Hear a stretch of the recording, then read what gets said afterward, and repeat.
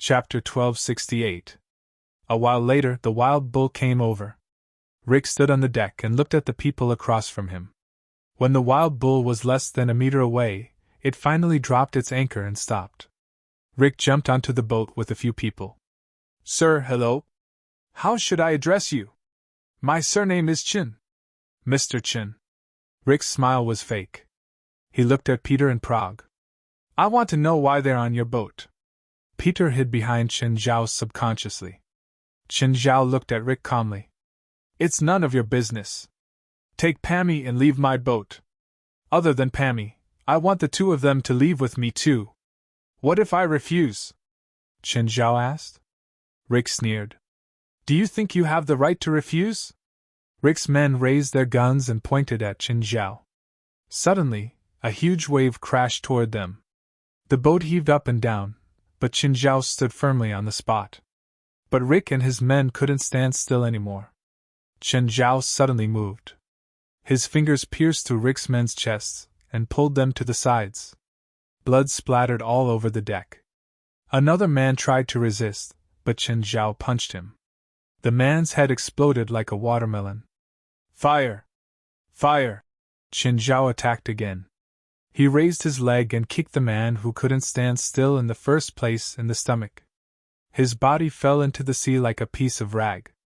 Qin Zhao grabbed the fourth man's shoulder and his neck with his other hand. He pulled hard and the fourth man's body was torn from the shoulder to the neck. He didn't die immediately and was still wailing. When the ship stabilized again, Rick was the only one left. The four subordinates he had brought had all died tragically in Qin Zhao's hands. Pammy and Peter stared at Qin Zhao, dumbfounded. They'd never seen such a bloody way of killing before. Mr. Qin.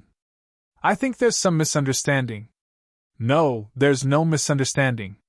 Qin Zhao looked at the people on the wild bull. The people on the other side also saw Qin Zhao's killing.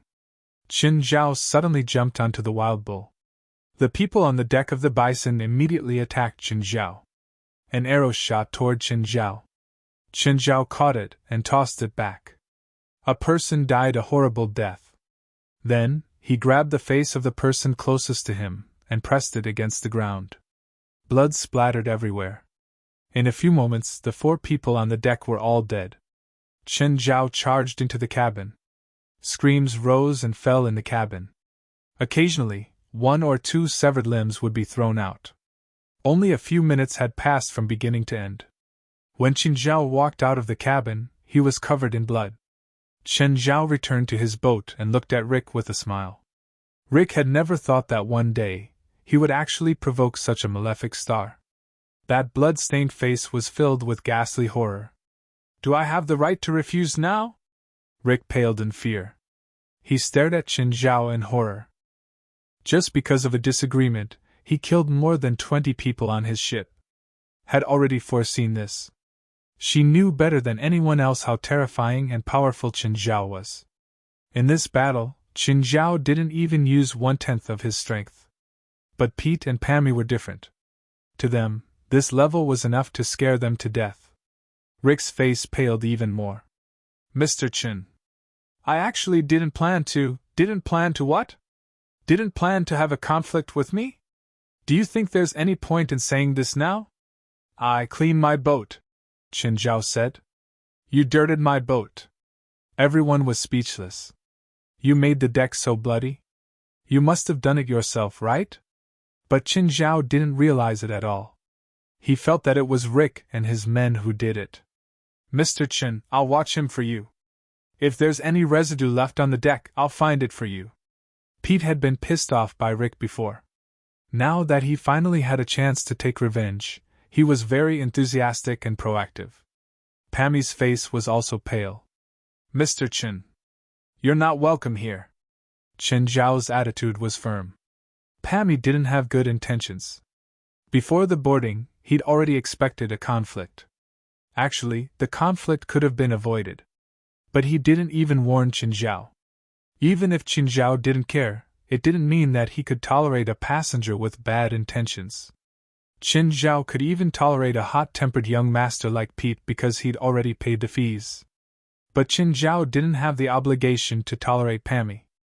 After cleaning up the deck, Rick looked at Qin Zhao with trepidation. Qin Zhao glanced at Rick. He'd attacked again. After a painful scream, Rick's arms were torn off by Qin Zhao. Okay, you can get off my boat now. You can't do this. You killed all the people on the bison. We can't even start the bison. Huh? What does that have to do with me? Qin Zhao chuckled. An ocean-going boat was different from a yacht. A yacht was about simple operation. In other words, it was a system that only idiots could operate. Even people without any sailing experience would be able to operate it. However, an ocean-going boat was different. There were all kinds of equipment, and at least 20 people. Just the cockpit needed 3 people. There were also the engine room and the pressure room that needed a few people to watch. If one person was alone, he'd probably die of exhaustion. As for Rick, he was already useless now. Okay, you can go, or I'll throw you off the boat. Qin Zhao ordered them to leave again. Pete, take care of those arms. Pammy stared at Qin Zhao with hatred. That look of yours can easily get you killed, Qin Zhao said with a smile. Shocked, Pammy lowered his head and didn't dare to look at Qin Zhao anymore. He was afraid that he'd reveal more hatred. Pammy jumped onto the bison.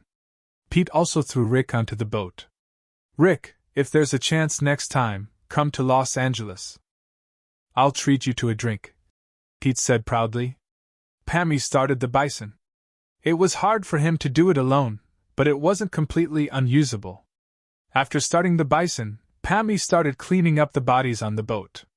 He threw them into the sea one by one, including Rick, who hadn't died yet. With my flesh and blood, I offer your chaos. With the silence of the 4 seas, I exchange your darkness. Respond to my horn. Woo, woo, woo! A loud horn sounded from the bison. The yacht was already a nautical mile away, but it could still hear the horn. Mr. Qin, Pammy probably won't let this go. After all, he's a spiritualist too. Chapter 1269. What's in the sea? Peter realized that something seemed to be moving in the raging waves. Qin Zhao had noticed it long ago. Aman had warned him. A large number of sharks were approaching. Without a doubt, Pammy had summoned them. But what could they do? No matter how many there were, could they jump onto the yacht? Or sink the yacht? Stop joking. This was reality, not a movie or a novel. The bottom and body of Qin Zhao's yacht were made of carbon alloy that was 25 centimeters thick. Carbon alloy was very light, but it was many times stronger than regular steel. Of course, it was also many times more expensive. Unless the sharks were as big as Aman, they could leave a dent in the yacht. But sharks couldn't do any damage to the yacht. It was the same for 1 shark, 10, 100, or 1,000 sharks. The saying, "Ants can bite an elephant to death," didn't happen in reality. Even if the sharks used suicide attacks, it was just suicide, not an attack. It was like a normal person hitting an iron plate with their head. Apart from suicide, there was no other use. The iron plate was still iron, but the head would become a watermelon. The sharks hit the yacht, making thumping sounds. It sounded terrifying, but it was actually the sound of the carbon alloys spreading the impact. If the sharks couldn't attack 100 times faster, their numbers wouldn't matter. Peter and Bragg were terrified. After all, the sound was terrifying. They were worried that the yacht would be smashed. If they fell into the water, Qin Zhao might not be afraid, but they would definitely die. Nevertheless, Qin Zhao didn't plan on letting the sharks attack. Suddenly, Peter and Bragg realized that the water turned red. Then a shark surfaced. At first, they thought that the shark had been killed by a collision, but upon closer inspection, they realized that it wasn't the case. The shark seemed to have been bitten by something. Half of its body was gone. It was also more than 6 meters long. At least half of its body was 3 meters long. It had to be a huge beast to be able to bite it in half. Just then, another half of the shark surfaced, and then another.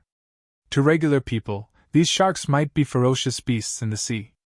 But compared to Aman, they were clearly not enough. Even the largest great white shark in the sea would not exceed 8 meters in length. An ordinary adult great white shark would basically maintain a length of about 6 meters. It weighed about 3 tons, while an adult killer whale could reach a length of 10 meters and weigh more than 10 tons. Amon's body length reached 75 meters and his weight was 800 tons. Every time Amon grew up, he would gain a lot of weight. After all, normal creatures wouldn't just grow in length. If it only had length, then it would be a snake. For the giant beasts in the ocean, the bigger they grew, the bigger their bodies became. Not only did Amon's body grow in length and weight, but he was also gradually revealing his demonic form. Qin Zhao didn't even dare to let Amon appear before ordinary people. Amon was fighting with a school of sharks in the sea. Amon's lethality towards them was fatal. Basically, a single bite, a sweep of his tail, or a collision with his body would be fatal. But the shark couldn't even break Amon's skin. Now, Amon's skin was as hard as diamond. Even a large caliber gun might not be able to penetrate his skin. There was more than one halberd growing out of his back. There were also many bone spurs growing out of his back, as if they were inlaid with pieces of blades. Within a 1-kilometer radius, there were hundreds of shark corpses floating. The entire sea had turned red. Shock was written all over Bragg and Peter's faces. The pirates on Guret's ship were also shocked. "Boss! What's going on?" Guret pointed at the yacht in the distance. "The owner of that yacht did it." "Him? How did he do it?" "His pet is in the water," Guret said. "This is why I'm working with him. Don't get into conflict with him, especially at sea, because you won't even have a place to run." To be honest, even Qin Zhao was surprised by Pami's magic. Actually, Pami's magic was already very good. It even exceeded Qin Zhao's expectations. If the target was someone else, perhaps Pami's magic could create a massacre. "Master, we've killed all the sharks. Catch up with that ship and kill that man." In the past, Amon couldn't do anything to those large ocean-going ships either. Ocean-going ships were all made of 80-centimeter stainless steel. In the past, Amon would be in the same situation as the sharks against Qin Zhao's yacht. But it was different now. Amon was a huge piece of iron now. An 800-ton iron block could smash anything into pieces. Perhaps an aircraft carrier couldn't be destroyed, but a medium-sized ocean-going ship could be smashed by Amon with just one hit. Pami sensed that the sharks he'd summoned were disappearing one by one. This took him by surprise. He guessed that it was probably Qin Zhao's doing. Qin Zhao was also a spiritualist. Although he said that he was a strengthening magician, he also said that he knew many types of magic. Coupled with the fact that the summoned sharks had mysteriously disappeared when he had shown him the magic earlier, Linley had no idea what was going on. Pami's feeling grew stronger. It was definitely Qin Zhao's doing. Pami somewhat regretted his recklessness. Suddenly, Pami saw a black shadow coming from the sea. That black shadow was very big, and it was very fast. But because it was more than 10 meters underwater, Pami couldn't see clearly. The bad feeling grew stronger. Boom! The huge impact threw Pami 3 meters away. Then the ship started tilting. Pami hurriedly grabbed onto the protrusion. He couldn't stop the ship from tilting at all. There was nothing he could do. Just then, he saw the black shadow again. It wasn't as long as the bison, but it was still shockingly huge. As the shadow approached the sea, Pami finally saw it clearly. What was that? A killer whale? Could a killer whale grow so scary? The thing in the water looked like a combination of certain things. Apart from a huge sword that looked like a blade, there was also a row of blade-like bone spikes. On both sides of the huge mouth, there were 2 exposed bones that looked like ivory. On its black back, there were faint golden patterns. Pami had never seen such a creature before. Chapter 1270. Shin, I don't know what's wrong with the sky. It's not bright at all. We can't wait anymore. Let's go to Nanchi Island now. Guret contacted Qin Zhao and told him the plan. Just then, an aurora appeared in the night sky. The dazzling aurora was intoxicating. Everyone who saw it opened their mouths. Qin Zhao also looked up at the aurora. It was his first time seeing one. He had to admit that the aurora was too beautiful. It was filled with mystery and unknown beauty. But Qin Zhao couldn't help but wonder. Theoretically, this place was still some distance from the Bering Sea. It was a warm and cold sea, so there shouldn't be such an abnormal aurora. The two boats approached Nanchi Island. Nanchi Island wasn't on the common map or navigation. It was an undeveloped and undiscovered island. There were more than 30,000 islands in the Pacific Ocean. The total area of the islands was 4 million square kilometers, which was almost half the size of China. Many newly discovered islands would be added every year. Many islands had magical natural phenomena. Just like Nanchi Island, there were many islands that were submerged in the water for half of the year. The reason why it would sink into the water was because the island was in a very low position. Secondly, the Earth's crust was very active. There were many islands that could dive. There were islands like this off the coast of China. Volcanoes were active at the bottom of the sea and erupted periodically. Every time a volcano erupted, the Earth's crust would move, causing the nearby land plates to shift. After sailing for an hour, Qin Zhao finally saw the outline of Nanchi Island. Just then, Qin Zhao felt something approaching the boat. It wasn't a man. Then, the boat shook. A huge tentacle reached out from the sea and circled around the deck. The suction cups on the tentacle grabbed the boat tightly. The tentacle was more than 1 meter in diameter and more than 30 meters long. Peter and Prague were both frightened by the tentacle. Peter screamed, "Help! North Sea Monster! We've encountered a North Sea Monster!" Some scholars believe that the North Sea Monster in ancient Greek mythology was a deep-sea giant cuttlefish. This was common knowledge. Suddenly, the tentacle's suction cups loosened. Because Amon had already arrived and bit the tentacle's body in half. This monster was not a giant squid, but an octopus. A super-large octopus. Qin Zhao sensed that the octopus's body and tentacles were at least 50 meters long. Amon liked the taste very much. At least, Amon didn't eat a single bite of the sharks from before. But this octopus, Amon swallowed half of its body in one gulp. However, this kind of mollusk was not dead. Even though half of its body was bitten off, it was still not completely dead. Several huge tentacles wrapped tightly around Amon. Amon jumped out of the water. At this moment, Prague and Pete finally saw Amon's true body. Both of them opened their mouths wide and looked at Amon in disbelief. The pirates on the ancient ship also had faces full of disbelief. What was that? Guret, on the other hand, frowned. Compared to the first time he met Amon, Amon's appearance had changed a lot. Back then, Amon was huge, but not to this extent. Furthermore, its appearance was that of a true killer whale. But at this moment, Amon was completely in the form of a monster. "Mr. Qin. What is that? Monster! Monster! There's a monster in the water! Let's run, let's run!" Qin Zhao glanced at Pete disapprovingly. However, before they could get close to Nanchi Island, they saw a warship. More accurately, it was a piece of scrap metal. The warship was upside down and pierced into the water. Guret had said that not long ago, a naval fleet had been completely annihilated here.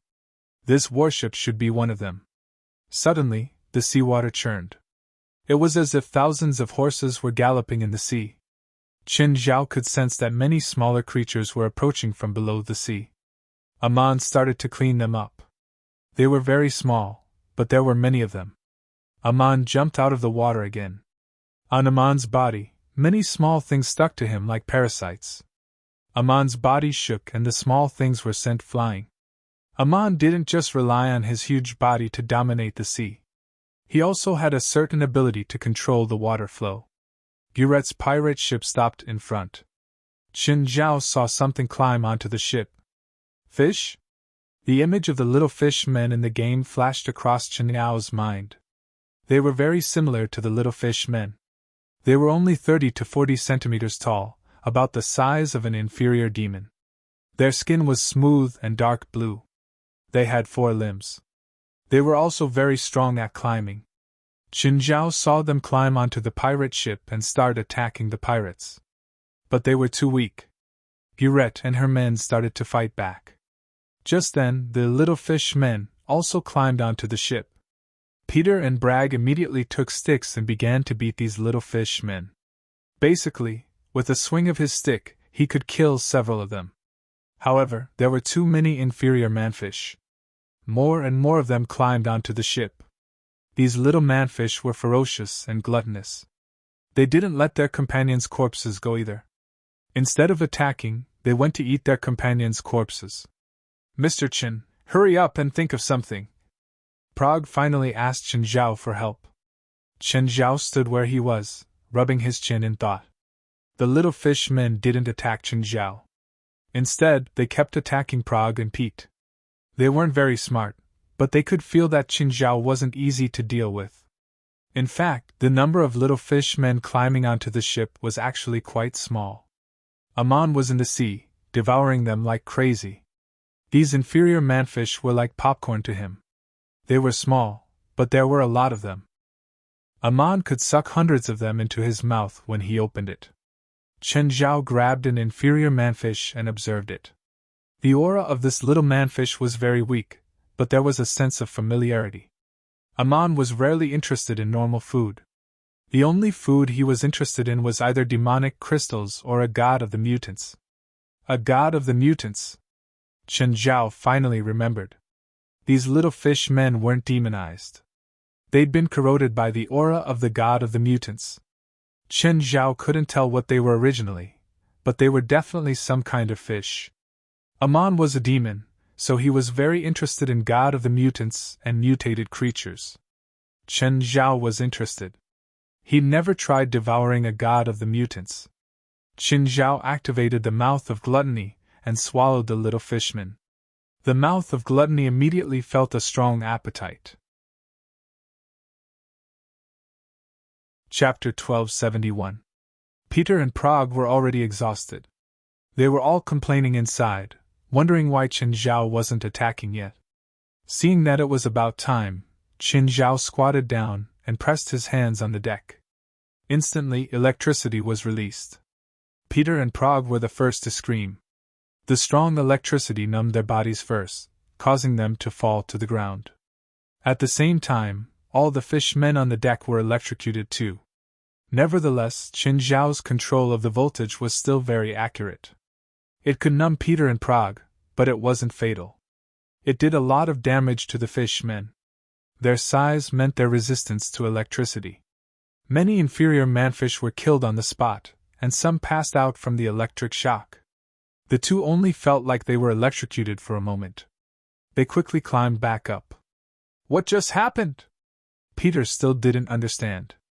Prague knew. She'd seen Qin Zhao control lightning and electricity before, so she wasn't surprised by this attack. Qin Zhao looked at his right palm. It was indeed inconvenient without lightning storm. His individual power was already strong enough, but his range was very limited.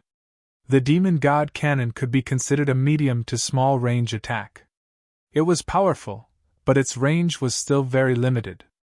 Its accuracy couldn't compare to lightning storm either. It wasn't hard to create pure damage. Especially if it had a large area of effect, it could be done with some explosives. With Qin Zhao's current connections and power, it really wasn't hard to get these things. But the problem was that if he threw these things out, he would be affected too. Therefore, other than large-scale damage, he also needed enough accuracy. Lightning Storm was the most perfect AoE skill to use. It covered a wide range, was accurate, controlled, and had decent damage. It basically matched Qin Zhao's 4 requirements for AoE attacks. If he had to point out a flaw, it would be the limitations of its usage. It could only be used in the headquarters. It could only be used for defense. It couldn't be used as an attack. For example, if Qin Zhao had Lightning Storm, the battle would be much easier. But Qin Zhao didn't have it. He couldn't help it. On the pirate ship, Gurette and her subordinates were even better than Qin Zhao's. Gurette had many people and a lot of heavy firepower. The fishmen that had climbed onto the pirate ship had already been cleaned up.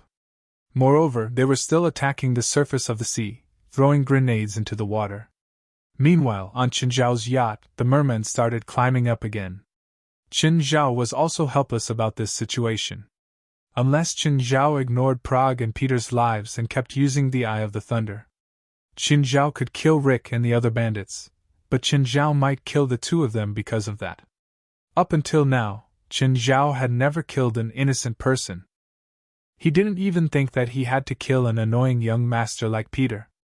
"You two step back. Leave the rest to me," Qin Zhao said.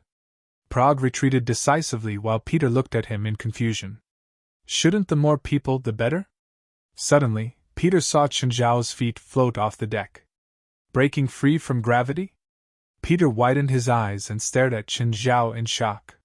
What was going on? Suddenly, Peter remembered that Prague had mentioned that Qin Zhao was a spiritualist. And then there was the inexplicable electric shock just now. Everything was proving Qin Zhao's true identity. Dark magma started spreading around Qin Zhao. Peter stared at Qin Zhao in shock. Qin Zhao flew a few meters into the air. Then he tilted forward and landed on the water. The dark magma spread toward the surface of the sea. At the same time, it started churning wildly. All the mermen that approached the yacht were instantly minced. Qin Zhao shouted at Peter and Prague. "Start the yacht! Go forward!" Not daring to delay, the two hurriedly started the yacht. Amon was also in the water under Qin Zhao's feet. One was above the water, and the other was below. Everything had been crushed by Qin Zhao and Amon. Just then, Amon jumped out of the water. Qin Zhao landed on Amon's back and steadied himself. A beam of white light shot out of Qin Zhao's right arm. It pierced through the darkness and cleared the area hundreds of meters in front of him. Peter and Prague were both stunned. That monster had teamed up with Qin Zhao? Qin Zhao looked at the pirate ship. The pressure on the ship suddenly increased. Even bigger monsters had boarded the ship. Those things were very similar to the legendary Naga. It had green scales, and its upper body resembled that of a fish, while its lower body resembled that of a human. Its body still retained many of the characteristics of a fish, and it had 4 thick limbs. Naga weren't created in the game. In fact, there were Naga sirens in Greek mythology. Qin Zhao immediately rushed toward the pirate ship. When Qin Zhao landed on the ship from the sky, everyone was stunned. Even Buret didn't expect Qin Zhao to board her ship like this. "Set sail!" Qin Zhao said. "I'll lead the way for you." With that, Qin Zhao dove into the battle again. The dark magma turned into long spears and stabbed into the water.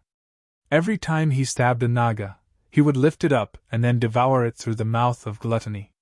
Buret's subordinates had never seen such a terrifying and strange battle. They all stared at Qin Zhao, dumbfounded. "What are you waiting for?" Buret yelled. "Set sail now." The two ships formed a straight line. The pirate ship was in front and the yacht followed. Qin Zhao led the way and killed at the front. They were getting closer and closer to Nanchi Island, but the attacks were getting fiercer. Amon leaped out of the water again and shot a water bomb dozens of meters away in midair. Wherever the water bomb landed, everything was crushed. The power of his water bomb wasn't any weaker than a 10-kilogram TNT bomb. The pirates on the pirate ship and Peter and Prague on the yacht were all dumbfounded. This man and beast were like killing gods. Even an army of thousands of men and horses could not stop their footsteps. "Prague, you already knew? Have you forgotten that I went missing for 3 days? Our paranormal society accidentally intruded into his territory and witnessed him and his men fighting a group of demons. You haven't seen a real demon with your own eyes, so you can't imagine how scary he is." Qin Zhao's eyes hardened. He suddenly remembered. Even if the small mermen and Naga could defeat the Navy fleet, they wouldn't be able to keep the ships on the sea. Chapter 1272. Suddenly, a bloody mouth burst out of the sea and bit Qin Zhao in midair. Caught off guard, Qin Zhao was pulled into the sea. Everyone turned pale with fright when they saw this scene. They didn't expect Qin Zhao, who had been so powerful just a moment ago, to fall into such a trap. What was that thing that just rushed out of the sea? It looked like a crocodile, but did a crocodile have horns? Also, wasn't that body a little bigger? The bloody mouth above the water was more than 10 meters wide. Even Qin Zhao wouldn't be able to escape after being bitten by that thing, right? But not long after, the giant crocodile surfaced, and its upper jaw was completely broken. Qin Zhao was standing on the crocodile's mouth. He looked unscathed, and his eyes scanned the surroundings vigilantly. Just then, more crocodiles appeared around them. Not 3 to 5, not 30 to 50, there were hundreds of them. These crocodiles didn't just attack Qin Zhao.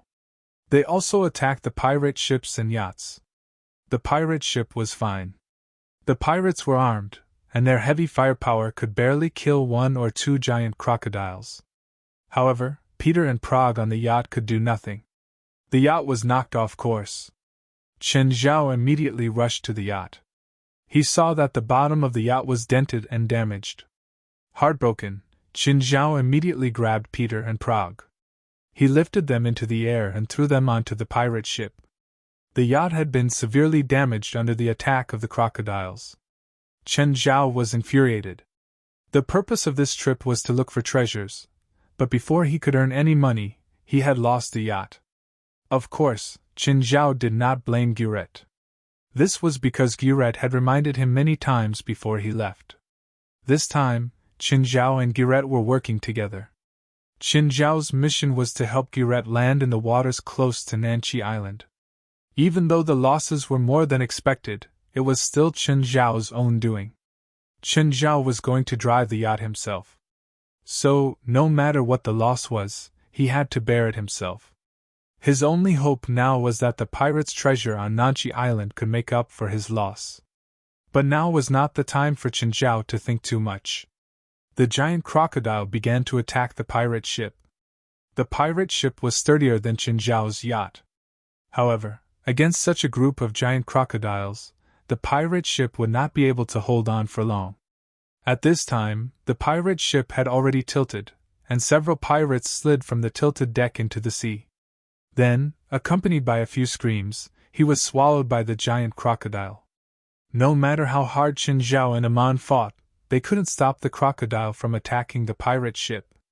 It couldn't be helped, there were just too many giant crocodiles. Chen! Help! Guret lay prone at the stern of the sinking ship. He looked at Peter and Prague, who were also struggling to protect themselves. The other pirates were also having a hard time protecting themselves. They either slid down or grabbed onto the handrails. Gu Lai didn't expect Nanchi Island to be so terrifying. Everything was a mess. Her and Qin Zhao's plan had been ruined by the attack of these crocodiles. Qin Zhao first mentioned Guret, and then looked at Prague and Peter. He gritted his teeth and placed Guret on his back. Hold on tight. They swooped down at the same time and picked up Pete and Prague with both hands. Just then, he heard Aman's cry for help. Even he could not face so many mutant giant crocodiles. Qin Zhao placed the 3 on the barbed warship in the water and returned to the battlefield. Qin Zhao couldn't abandon Aman for the treasure. Guret's face was pale. She'd never experienced such despair in her life. But she also felt lucky. If not for Qin Zhao, she would be dead for sure. Looking at her pirate ship and her subordinates, Guret sighed. She'd watched her subordinates die and her pirate ship sink, but there was nothing she could do. Prague and Peter were also scared. If not for Qin Zhao's help, they would definitely be eaten by the crocodiles. These crocodiles were much bigger than the sharks from before. Every one of them was more than 20 meters long. Their mouths, in particular, were ridiculously large. It was no wonder that Aman couldn't beat them. If there were only a dozen, Aman could crush them in all aspects. But it wasn't just a dozen, but hundreds. But with Qin Zhao's participation, Aman's pressure was greatly reduced. Aman, you're in charge of devouring these monsters, Qin Zhao said. There was definitely a mutant god hidden on Nanchi Island, and this mutant god was definitely much stronger than the fallen source. After all, the fallen source couldn't create so many mutant monsters. This was like an army. In ancient times, it could definitely sweep through the world. Of course, if Amon could eat as much as he wanted, these mutant monsters would also be great nourishment. Of course, Amon didn't eat them all. He only devoured the mutant power in them. Once the mutant monsters were killed, Amon would immediately charge forward and devour them with power. Chen Zhao was so focused on killing that the entire sea turned blood red. At this moment, Guret, Peter, and Prague, who were nestled at the stern of the warship, were all dumbfounded as they watched this scene. Especially Peter. Before today, he didn't believe that there was magic in this world. But now, he had to believe it. Qin Zhao had killed more than 100 mutant crocodiles, but he didn't feel tired. This was the benefit of clear heaven and earth. Qin Zhao's small world could provide him with more magic power. At the same time, it could help him recover his magic power dozens of times faster. But if he continued such a high-intensity battle, his body would still feel tired. So, Chen Zhao decided to change tactics. Chen Zhao jumped out of the water. He took out his zither and placed it between his legs. 12 light swords were unsheathed. In the past, when Chen Zhao used rhythm to control the swords, he still had to consider his magic power consumption. But now, he didn't have to think at all. The mana consumption of the swords wasn't as fast as the recovery speed of the small world. Chen Zhao could play the zither until the end of time. The damage and killing speed of the swords were clearly much faster than physical combat. It was even faster than the mountain of knives formed from dark lava. The 12 light swords were like 12 death talismans. Although the 12 light swords might be damaged if they were to face some powerful opponents, they were still able to withstand the power of the swords. However, these mutant crocodiles were between strong and weak. They weren't strong or weak. Instead, they gave the light swords space to perform. The 12 swords darted in and out of the sea. Their killing efficiency was astounding. Qin Zhao had learned rhythm before ultimate transformation. Now, he was in Shanqing and clear heaven and earth were clear. Chapter 1273. Amon changed again. But this time, he didn't grow bigger. Instead, the wings under his belly grew bigger. They became extremely large, like a pair of wings growing from his belly. When Samuel's original body had summoned Qin Zhao had accidentally summoned Amon to hell. Qin Zhao had seen Amon's original body back then. Amon's original body could float in the air. Qin Zhao had always wondered if Amon was the so-called Kunping. The more supernatural things Qin Zhao came into contact with, the more he believed in myths and legends. Now, Amon was also growing toward his original body. Master, I can feel it. There's a strong aura of an alien god on that island. It's very strong. Amon's warning was within Qin Zhao's expectations. To be able to make so many creatures mutate, the original body must be on Nanchi Island. Are there any other mutated creatures in the surrounding waters? Many, but they're not strong.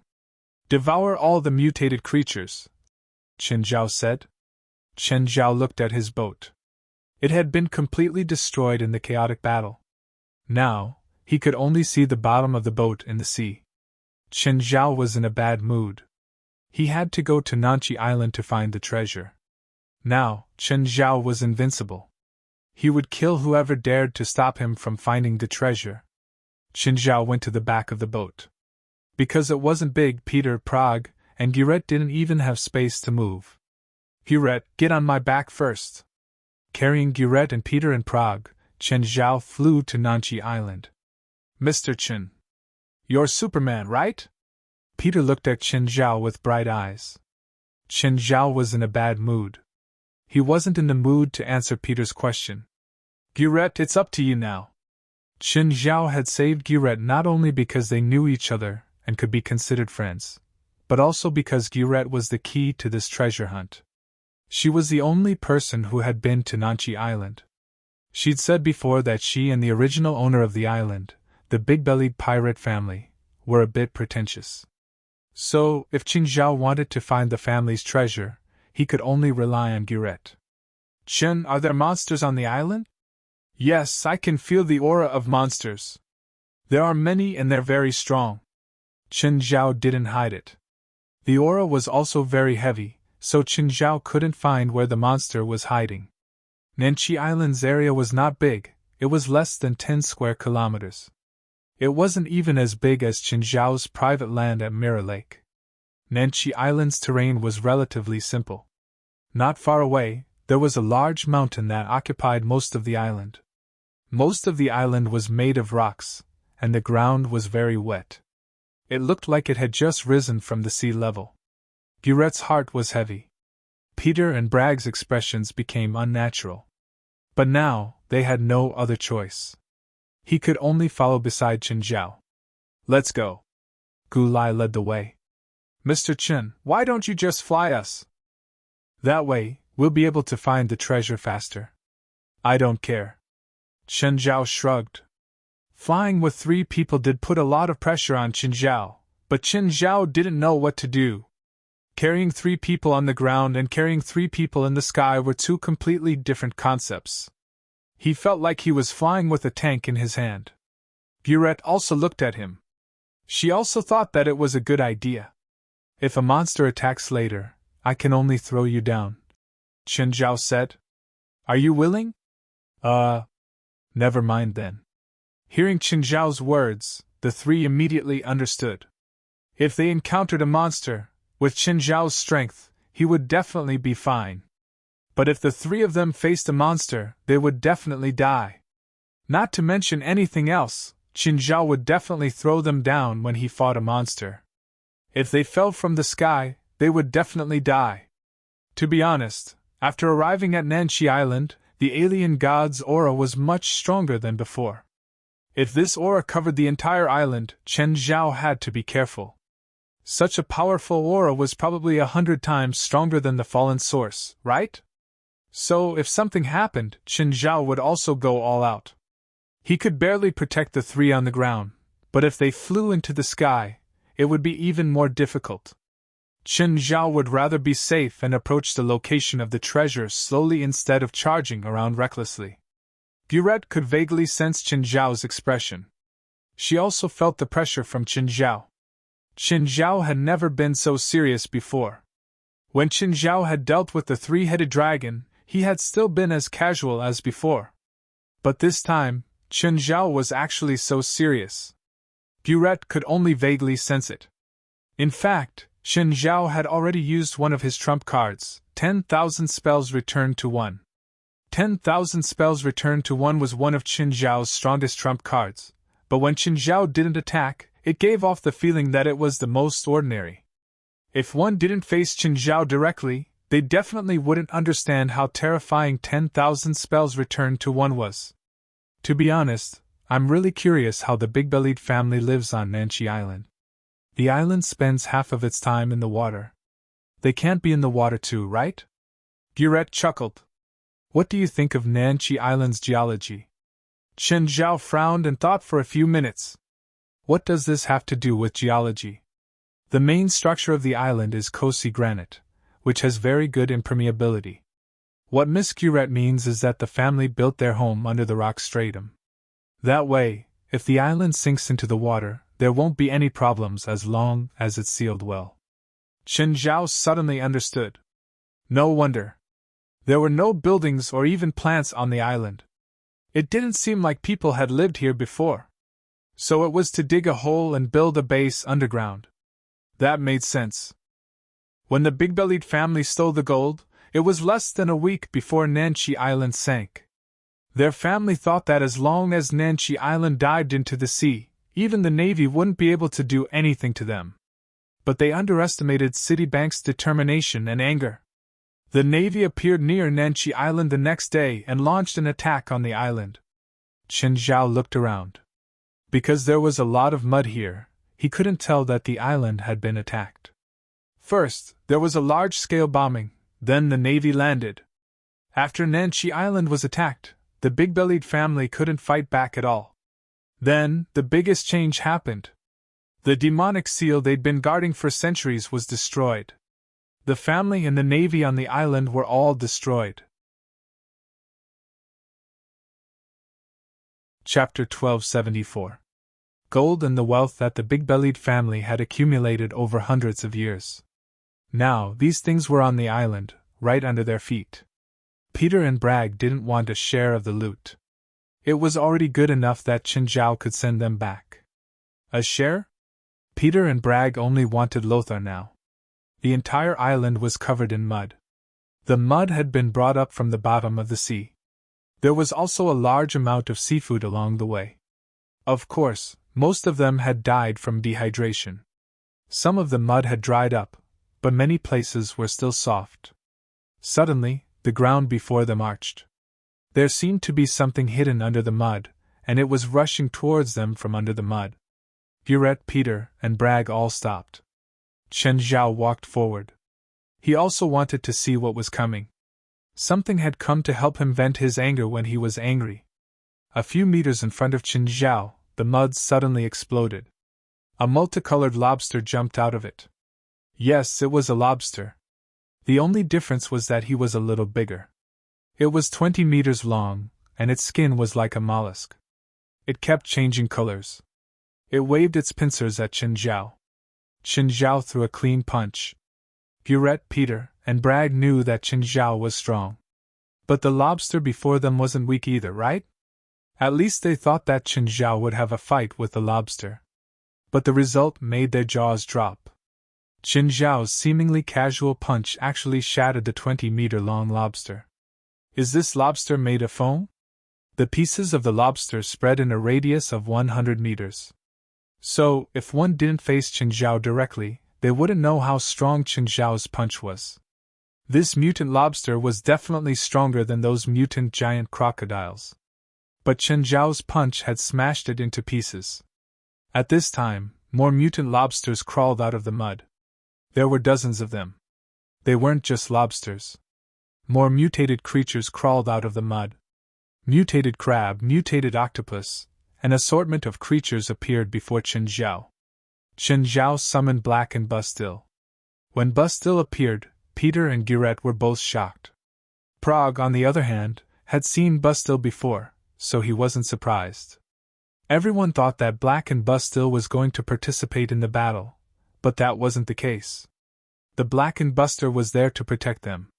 Meanwhile, Qinzhao charged into the group of monsters. The dark magma was like a sea urchin, turning into countless spikes that shot out in all directions. In the blink of an eye, it pierced through a dozen mutated monsters. However, Qinzhao was still not satisfied with this killing speed. Swordplay was not suitable for this battle. This was because most of these mutant creatures had shells. Through close contact, Qinzhao could tell that the shells of these mutated creatures were very hard. It was not the time for his 12 light swords to fight.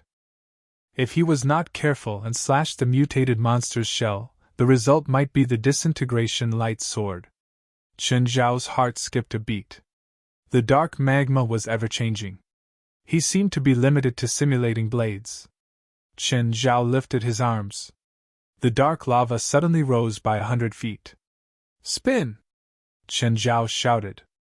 Immediately, the dark magma started spinning wildly.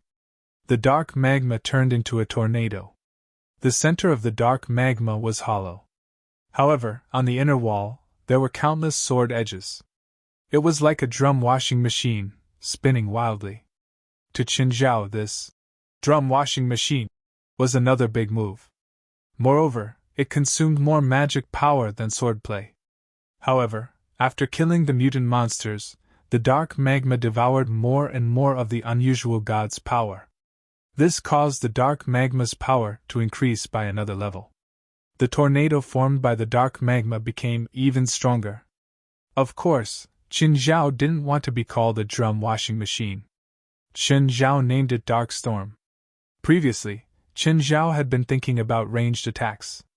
Now, he finally developed a killer move that belonged to the dark magma. The tornado grew larger and larger. The more monsters it devoured, the bigger it became. The mutant creatures tried to escape, but they couldn't. The suction force of the tornado was too strong. In a short 20 minutes, all the mutant monsters were devoured by the tornado. All of a sudden, a vast expanse opened up in front of them. Everything had been cleared. Chen Zhao had an idea. He immediately called to Gurette. "Sit on my pet's back. Let's move faster." Gurette was confused. Chen Zhao hadn't been in a hurry earlier. Why was he in such a hurry now? But Chen Zhao didn't have time to explain. After the three climbed onto Bustil's back, Chen Zhao also flew. "Which direction?" "That way," Gurette said, pointing. The entrance to the Big Belly family's base was set halfway up the mountain. Their base was hidden in the mountain. Dark Bustil flapped its wings and rushed in that direction. Chen Zhao flew in the front. But just then, a large number of mutant monsters appeared below. Only a few of them could fly. Or they could attack the air. Chen Zhao controlled the dark storm to sweep across the ground. As for the flying mutant monsters, Chen Zhao dealt with them personally. Gurette and the other two sat behind Bustil. They were worried that they would fall, but they were also worried about Chen Zhao's battle. Chen Zhao didn't put Bustil away until they reached the entrance of the mountain. The three heaved a sigh of relief, but Chen Zhao seemed to be in a hurry right now. "Hurry! Don't waste time. We'll leave after we get what we want." "Chen, why are you in such a hurry?" Gurette asked, confused. Chen Zhao looked around and shook his head. "I can't say." Just then, the ground started shaking violently. "It's starting! What's starting?" "Stop nagging. Which way should we go?" "The Big Belly family's base is up ahead." After entering the belly of the mountain, Gurette found a button and pressed it. A hole appeared in the stone wall in front of him. The stone wall was still a modern password door. It wasn't too high-tech or complicated. There were also traces of seawater here. It was probably because Nanchi Island had unexpectedly sunk during the attack. The Big Belly family didn't have time to seal the entrance, so seawater flooded into the base and the Big Belly family was wiped out. Along the way, there were some corpses that had been soaked in seawater. They were definitely the Big Belly family members. Chapter 1275. The Pot-Belly family's base was built in the middle of the mountain. It had a modern feel. A large area of meadow was laid out. Even though it had been soaked in seawater, it was still a nice building structure. "How much further?" Chen Zhao urged. "It's pretty deep," Gurette said. She was anxious too, mainly because she was affected by Chen Zhao's emotions. She could feel Chen Zhao's anxiety. She didn't know what Chen Zhao had discovered that made him so anxious. But for him to be so anxious, it definitely wasn't something good. "Chen, did you discover something?" "Find the gold and the Pot-Belly family's treasure as soon as possible," Chen Zhao said. Suddenly, a piece of meat surged out from the tunnel ahead. The piece of meat was like soft mud as it flowed through the tunnel towards the four of them. Gurette jumped in fright. "Chen!" Chen Zhao raised his arm. Just as the meat was about to reach him, a white light flashed. The meat was penetrated, but it kept wriggling. After the wriggling, the meat formed a face. "Humans, you shouldn't be here! Leave now and I can forgive your ignorance and offense." Gurette, Peter, and Prague all looked at Chen Zhao. It was their first time seeing a monster that could speak. Chen Zhao's nervousness disappeared, replaced by a smile. "You're the unusual god that's been sealed here? Since you know I'm a god, you still dare to come here? Do you not want to live?" "I wasn't sure at first, but now I'm completely sure." Chen Zhao grinned. "You want to sink, right? Leave, or else you'll be buried in the deep sea forever, just like the humans who used to live here. They'll all die here." The flesh on the face kept wriggling, giving off a terrifying feeling. "Even if you sink into the sea, you can't stop me," Chen Zhao said. "I know what's hidden in the depths. You want the Pot-Belly family's treasure, right? I can give it to you. Leave now." Gurette and the others stared at Chen Zhao in disbelief. Had the monster been scared by Chen Zhao? He actually took the initiative to hand over the treasures. "Your children attacked me and destroyed my ship," Chen Zhao said matter-of-factly. You made me suffer heavy losses. Why should I let you go? I don't just want the treasure. I want more. That's right. Then I'll destroy the treasure. I'll make it so that you'll never be able to obtain it. The abnormal god threatened angrily. If I'm missing even a single cent, I'll let you suffer in hellfire for eternity. You'll have your flesh and blood sliced apart. Furthermore, your heart is hidden in the depths of this place. I've killed otherworldly gods before, and you're not the first. I'm very experienced, and I know how to kill you. At this moment, everyone felt that this so-called otherworldling god was not scary at all. The truly terrifying one was this man. This so-called god was actually afraid of Qin Zhao. Faced with Qin Zhao's threat, it actually didn't know what to do. I've already given you all the treasures. What else do you want? I said I want more, Qin Zhao said. What exactly do you want? Accept my dominance. Don't even think about it. I won't accept the dominance of a mere human ever. Negotiation is over. Scram. Just wait for your heart to be crushed. Your core, your will, and your soul will all be destroyed by me. The ground started shaking violently. Pierrette, Peter, and Prague couldn't stand steadily. But Qin Zhao was unmoved. He looked at the twisted face calmly. If you could break free, you would have done so long ago. You wouldn't have waited until now. Qin Zhao now completely understood the truth about Nanchi Island. Nanchi Island's original form was that of the otherworldly god. However, the otherworldly god's body was covered by a thick layer of rock. This was its true seal. Back then, the Navy's attack hadn't really undone its seal. It had just cracked the rock layer, causing its power to seep out through the cracks. As long as Nanchi Island remained, as long as the rock formations of Nanchi Island remained, he would never be able to escape.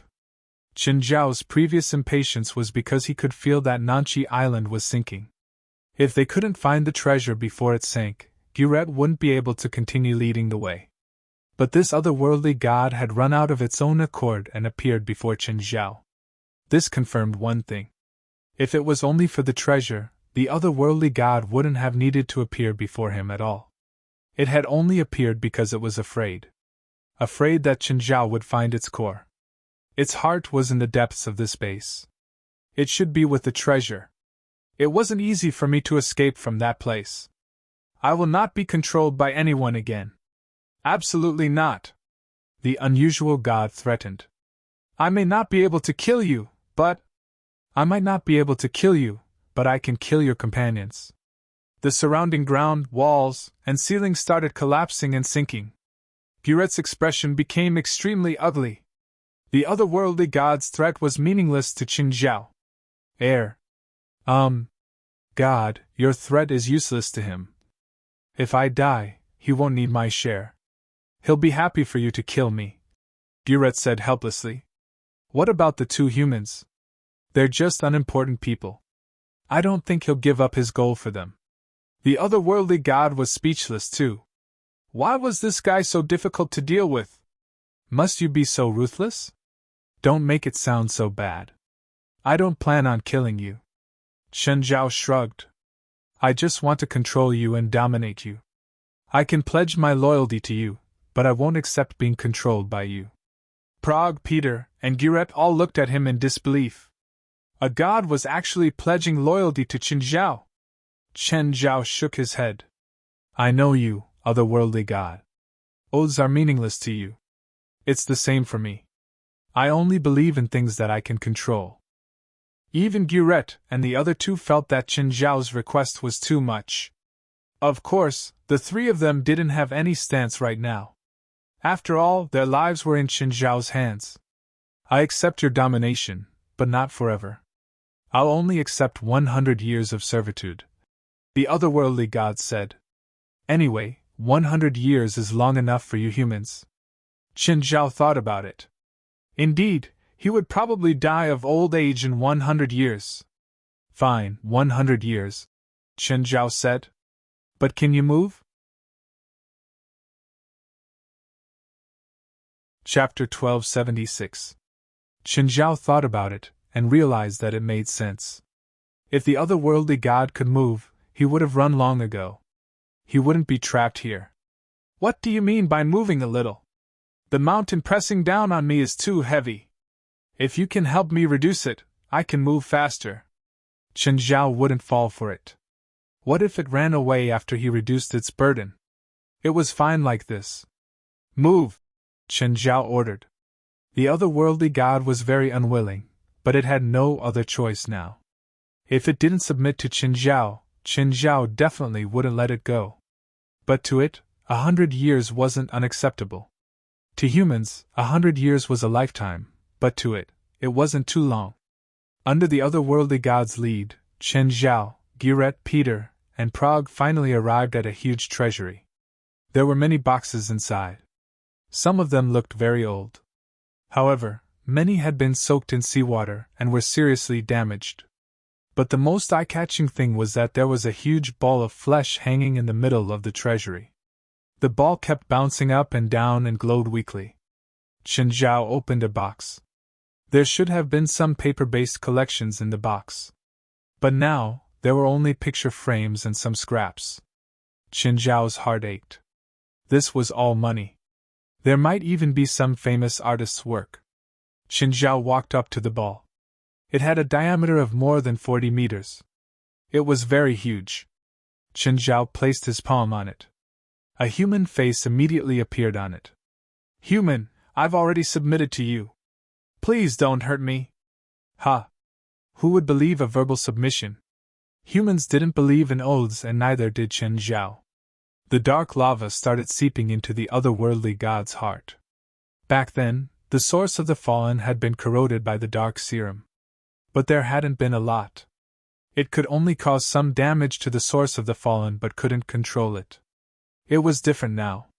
Chen Zhao's dark serum had turned into dark lava and the amount had increased by 100 times. It wasn't difficult to corrode the otherworldly god's heart. Wait! The otherworldly god resisted with all its might. Swear on your magic that you'll return my freedom in 100 years. I swear on my magic that I'll return your freedom in 100 years. Oh, what's your name? Sardin Starry Shadow. The darkness in this area is your territory, right? That's right. To be honest, if Sardin wasn't sealed, he didn't know if he could beat him. Such a large domain was tens of thousands of times larger than his own small world. Of course, the size of the domain did not represent the strength of the user. But to a certain extent, it did have an impact. However, Chen Zhao had predicted the outcome. If the two of them really fought, either of them should be able to do anything to the other. If he used all his trump cards, he might even have a chance to defeat Sardin. What's your domain skill? Chen Zhao asked curiously. Although Giret, Peter, and Prague didn't understand what they were talking about, they felt that it was very impressive. Evernight, Zayden replied. What's the effect? Just create a curtain of night? Chen Zhao was speechless. If it was just creating a dark space, what was the point? Could it be that in a battle of the same level, he would have to rely on darkness to win? No, it's vision deprivation. All enemies who enter my domain will be deprived of their vision. Chen Zhao thought about it. If that was the case, it would indeed be troublesome. Although it wasn't a direct attack, if one's vision was deprived, it would indeed be troublesome for people who weren't familiar with absolute darkness. Even Chen Zhao wasn't confident that he could defeat Sardin without his vision. Then why didn't you use it before? I'm sealed here. How do you think I should use it? Chen Zhao was still somewhat glad, even if he didn't win gloriously. Starting from Sardin's heart, Chen Zhao's dark lava fused into every corner of Sardin's body. At the same time, Chen Zhao could sense Sardin's real body. Sardin's real body was extremely huge, even larger than the mountain they were on. However, his body was completely covered by rocks. His lower body had many tentacles that were connected to the seabed. Looking at the whole picture, Sardin's body was more like a multi-legged bug. Then Chen Zhao and Giret started to sort out the collections of the big-bellied families. The original 4 tons of gold had been reduced by the seawater, so it was estimated to be around 200 kilograms. This was unavoidable. After all, They'd been soaked in seawater for more than 3 years and the seawater was extremely corrosive. Secondly, there were a large number of collections. Some paper and cloth collections had been completely destroyed by the seawater. However, there were also some metal collections, large numbers of gold and silver coins, porcelain utensils, and many gems. Suddenly, Qin Zhao found a golden awl among the many collections. It was very beautiful and hadn't been corroded by the seawater. The golden awl was about 40 centimeters long and weighed about 500 grams. There was a Buddha carved on the handle of the awl. The golden awl looked like a Buddhist ritual implement, but from its shape, it didn't look like a Chinese Zen or a Tibetan Tantra. It looked more like an Indian ritual implement. "I want this," Qin Zhao said. Guret looked at the golden awl in Qin Zhao's hand and nodded. Qin Zhao was already very trustworthy to keep his promise and share the treasures with her. Now that Qin Zhao only wanted a golden awl, she wouldn't have any objections. "Mr. Qin, how do we split the rest of the treasures? Do we do it after sorting it out, or do we split it now?" Qin Zhao didn't know what was valuable and what wasn't. Qin Zhao had suffered the same loss before. This time, Qin Zhao decided to find someone familiar. "We'll bring the things to Hawaii. You find someone with authority and I'll find someone too. Then we'll discuss and decide whether to split the treasures or just split the money. What do you think?" "Okay." Guret nodded. This was the fairest way. At least in the end, either side would have any complaints. Guret could hear Qin Zhao's sincerity. Qin Zhao didn't want to make a one-time deal. Although Guret didn't put in much effort this time, Qin Zhao wasn't worried. Guret didn't do much this time, but without her, he definitely wouldn't have gotten so much wealth. If Guret had other good deals in the future, she could definitely work with him again. So Qin Zhao hoped that both sides would part on good terms. If either side was satisfied in the distribution, it would be difficult to work with them again. Qin Zhao reached out and grabbed everything. Everything disappeared. The three were shocked by Qin Zhao's move, but thinking about Qin Zhao's identity, it wasn't surprising. Everyone went to the shore again. Looking at the vast ocean, Guret looked at Qin Zhao. "How do we go back? Can you bring us back?" Qin Zhao looked at the shore. "Aman." Aman suddenly rushed to the shore, giving everyone a fright. Chapter 1277. Prague, Peter, and Guret experienced riding on the wind for the first time. They felt that the huge beast under their feet was Poseidon's mount. Only Poseidon had the right to ride such a huge beast. "West, remember that I told you last time that I went out to sea for treasure?" Qin Zhao said. "Find some art experts and relic experts and bring them to Hawaii." "Yes, we found it. Now we need to appraise it and estimate its value." Qin Zhao and West had discussed this before. They would use 200 million as an example. Using $200 million as an example, they would have to pay at least $25 in fees. Of course, this would be done in the name of the association. The association could get around 15% of the money, which meant that the actual fee to be paid was around 10%. This was much lower than the fees of money laundering organizations. It was also within Qin Zhao's acceptable range. However, the income this time shouldn't be that much. Qin Zhao and Guret had both estimated their income this time. The value of the treasure shouldn't be more than $400 million. Among them, gold was the easiest to sell, while art and collectibles would be relatively cheaper. This time, they had to sell all of them. Neither Qin Zhao nor Guret could sell them one by one. If they were put up for auction one by one, they could increase their value. It might even reach $500 to $600 million. However, Qin Zhao and Guret didn't have the time to do that, so they would only sell for half of the actual market price. Qin Zhao couldn't say whether he was happy or unhappy. He was happy to find the treasure, but the income wasn't as big as he'd imagined. This made him slightly disappointed. Plus the loss of the yacht, Qin Zhao had only bought Feilai for $12 million. However, the actual cost of the yacht was at least $40 million. The market price would definitely reach $60 million. This meant that Qin Zhao's actual income after deducting the loss this time was less than $100 million. Qin Zhao sat on Amon's head, holding the golden awl.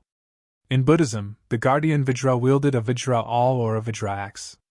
It could shoot out thunderbolts and release monstrous karmic fire.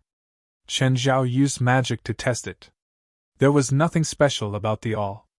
When Qin Zhao saw the awl, his instincts told him that there was something special about it. However, after trying a few times, he didn't find anything special about the awl. Qin Zhao was somewhat disappointed. He put the awl away. By this time, Amon had already left the vicinity of Nanchi Island and the sky was already bright. Amon's speed was very fast, exceeding 200 nautical miles per hour.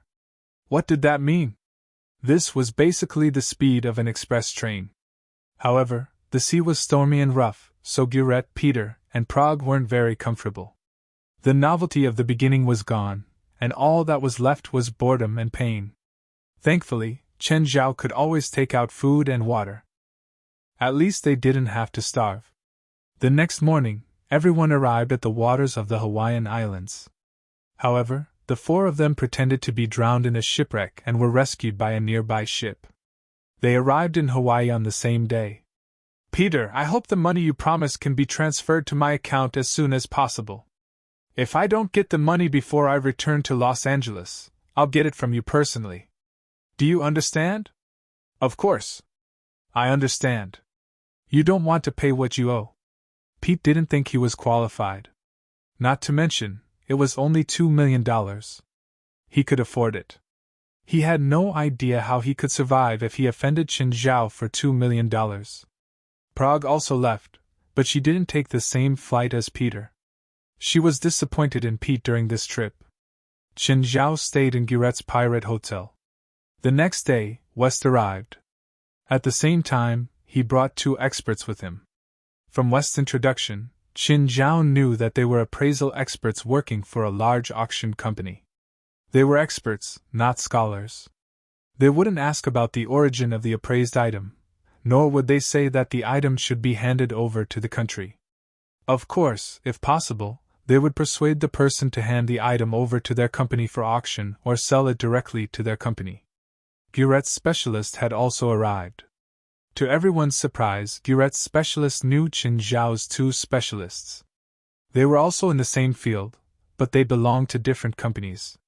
They probably communicated with each other before. Guret led everyone to the warehouse, where Qin Zhao and Guret's harvest was placed. Apart from the gold, Guret and Qin Zhao had already split the gold in half. The rest were the big-bellied family's collection. There were more than 1,000 of them, so appraising their origin and value would be very tedious work. Some were intact, while others were severely damaged or had been corroded by seawater. For Qin Zhao and Guret, this was a huge loss. The value of a complete collection and a damaged one were not the same. Rare and non-rare items had different values. In this collection, there was no lack of priceless treasures. However, most of them were only worth a few thousand or tens of thousands of dollars. Perhaps 1 or 2 items weren't worth much, but when put together, the total value was still very high. Another type was unappraised, which meant that their origin and age couldn't be appraised. Qin Zhao and Guret were specially picked out and split the loot evenly between them. The 3 experts appraised the items for 5 days. It wasn't like the 3 experts appraised the items together. Qin Zhao and Guret's experts appraised separately. They would only appraise the items with different prices at the same time to confirm the value. In the end, they got a total value of $235 million. With an actual price, it was easier to distribute. Qin Zhao and Guret started to distribute the items. Then, under West's control, the items were all sold to the auction company that the 2 experts worked for. With the auction company's participation, the money was easier to handle. However, the money couldn't be seen yet. West still had to find a professional finance company to handle it. Qin Zhao didn't know how to do it, so he didn't know how to do it. Anyway, he just had to sit and collect the money. What made him happy was that the income this time wasn't too different from his expectations. Qin Zhao had expected to earn $200 million. Now, he'd sold the items for $120 million. Together with the 2 tons of gold, it was almost $200 million. After deducting the middleman's fees, there was at least $150 million. Of course, Qin Zhao had to include the yacht that he'd lost. Chapter 1278. Chun, when are you coming back? Something happened at home. What's wrong? Are you feeling unwell? Or is Jerlin sick? No, it was the day before yesterday when I took the children to our new home because I rented a yacht. At that time, when we were at sea, we found a fishing boat fishing for sharks outside our beach, so I asked them to stop fishing for sharks. In the end, they used water cannons to hit our yacht, and Little Nine secretly followed them. At night, I heard that Little Nine capsized their fishing boat and killed a man, but among the survivors, someone took a photo, and now the news media is reporting this news, and they even took photos to prove it. Xiao Jiu is too reckless, Chen Zhao said casually. He had to give Little Nine a reward later. Good job. How dare they use water cannons to attack Fei Lai in their own territory? How dare they attack her with water cannons? If he could find those people, Qin Zhao would definitely throw them all into the furnace of hell and burn them clean. I'll go back tomorrow. Oh, Fei Lai, your Fei Lai accidentally went silent. Qin Zhao really didn't want to talk about this. After all, the boat was named after Fei Lai. Are you okay? I'm fine. That's good. After we go back, we'll buy a bigger boat and name it after you, Qin Zhao said. Fei Lai didn't mind. She just wanted Qin Zhao to be safe. A woman with a child would always want her family to be safe and sound. Qin Zhao had wanted to go back to Los Angeles after today's matter. However, West hadn't booked a plane ticket today. The earliest he could get was a flight ticket for tomorrow. Of course, Qin Zhao could fly back, but that would be too ostentatious. Plus, Los Angeles wasn't close. Qin Zhao didn't want to fly that far. On the other side, Guret's gains weren't less than Qin Zhao's, so she treated Qin Zhao and West warmly. Of course, Guret's losses weren't less than Qin Zhao's. After all, she hadn't just lost a pirate ship. She'd also lost dozens of subordinates. The family compensation for these subordinates wasn't a small amount. Pirates didn't need compensation. In this day and age, anyone who carried a gun had compensation. Sunshine, beaches, and tourists from all over the world. This was the specialty of Hawaii Island. As the world's most famous leisure resort island, Hawaii Island had all the entertainment projects one could imagine. Qin Zhao arrived at the beach. There were tourists everywhere. Also, the sea breeze here was a little warm. The native population of Hawaii was less than 1 million, but it received tens of millions of tourists every year. Its annual GDP was close to $60 billion. One could imagine how many tourists there were. This was Qin Zhao's second time coming to Hawaii, but he hadn't really gone there for fun either time. He'd always come to Hawaii as a transit stop. Today, he went out mainly to feel the atmosphere of Hawaii. As the most famous tourist island in the world, what was different about it from other places? Qin Zhao sat beside the stone, feeling a bit bored. West had wanted to come out and play with Qin Zhao. However, Qin Zhao rejected him. If it were a woman, Qin Zhao would be more than happy to go. Unfortunately, West was a man. Just then, a volleyball hit Qin Zhao's head. Qin Zhao turned around and saw 2 beauties in bikinis. One was fair-skinned and looked a bit shy. The other had healthy wheat-colored skin. She was slightly tall but rather voluptuous. Sorry, uncle. Are you okay? Uncle? Qin Zhao's mouth twitched. They seemed to be only a few years younger than him. Why did they call him uncle? Did he look that old? It seemed that he needed to take care of himself. Qin Zhao touched his hair and shook his head.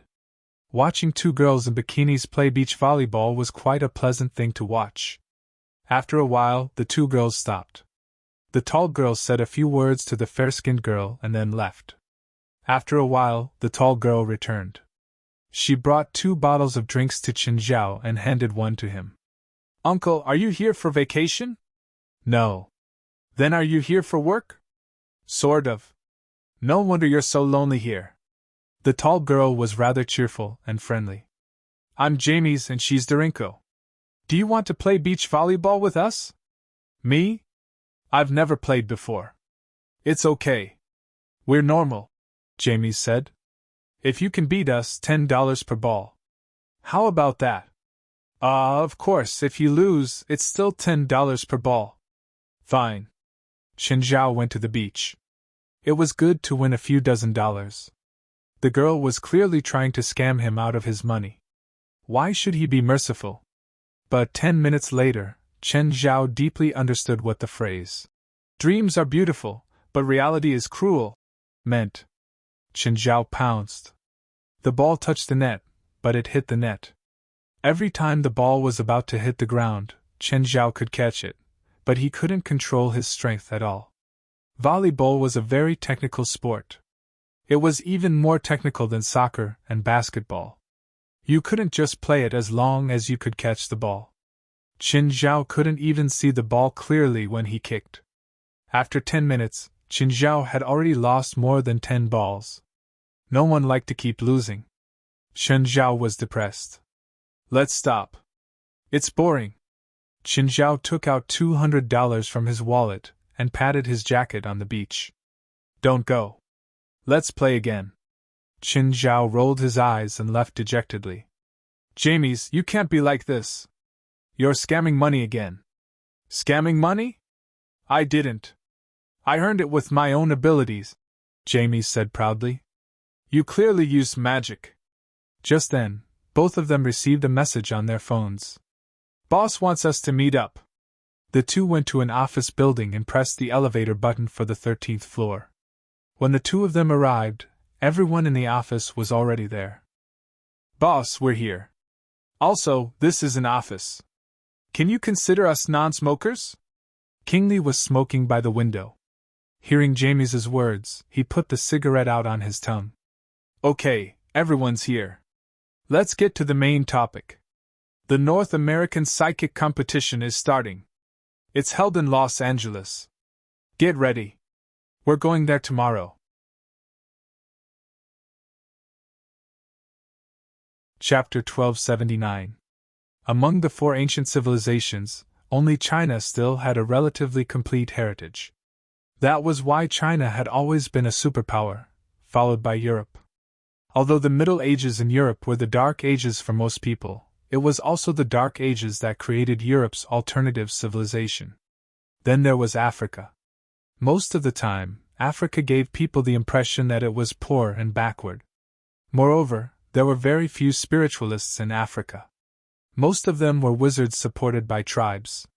However, once a spiritualist came out of Africa, they were extremely powerful. Then there was Africa's Egypt. Although the ancient Egyptian civilization had been cut off, there were still many families that continued their ancient heritage. There were also many powerful spiritualists in those families. Then there was South America. There were many spiritualists in South America, but their strength varied. They were mainly divided into druids and shamans, as well as a small number of ancient Inca civilization inheritances. North America was recognized as the weakest region in the supernatural world. For example, the supernatural organization of the past. Such a weak organization could actually become an official supernatural organization. There were even organizations that were weaker than the supernatural organization. Some organizations even had a few awakened spiritualists who dared to form their own faction. Thus, Gimli formed his own team and called it the Guard. They had some connections with the Hawaii state government, and were the only supernatural organization in Hawaii. Gimli led the Guard and helped the Hawaii state government solve many problems. Now there were 8 people in the Guard, including Gimli.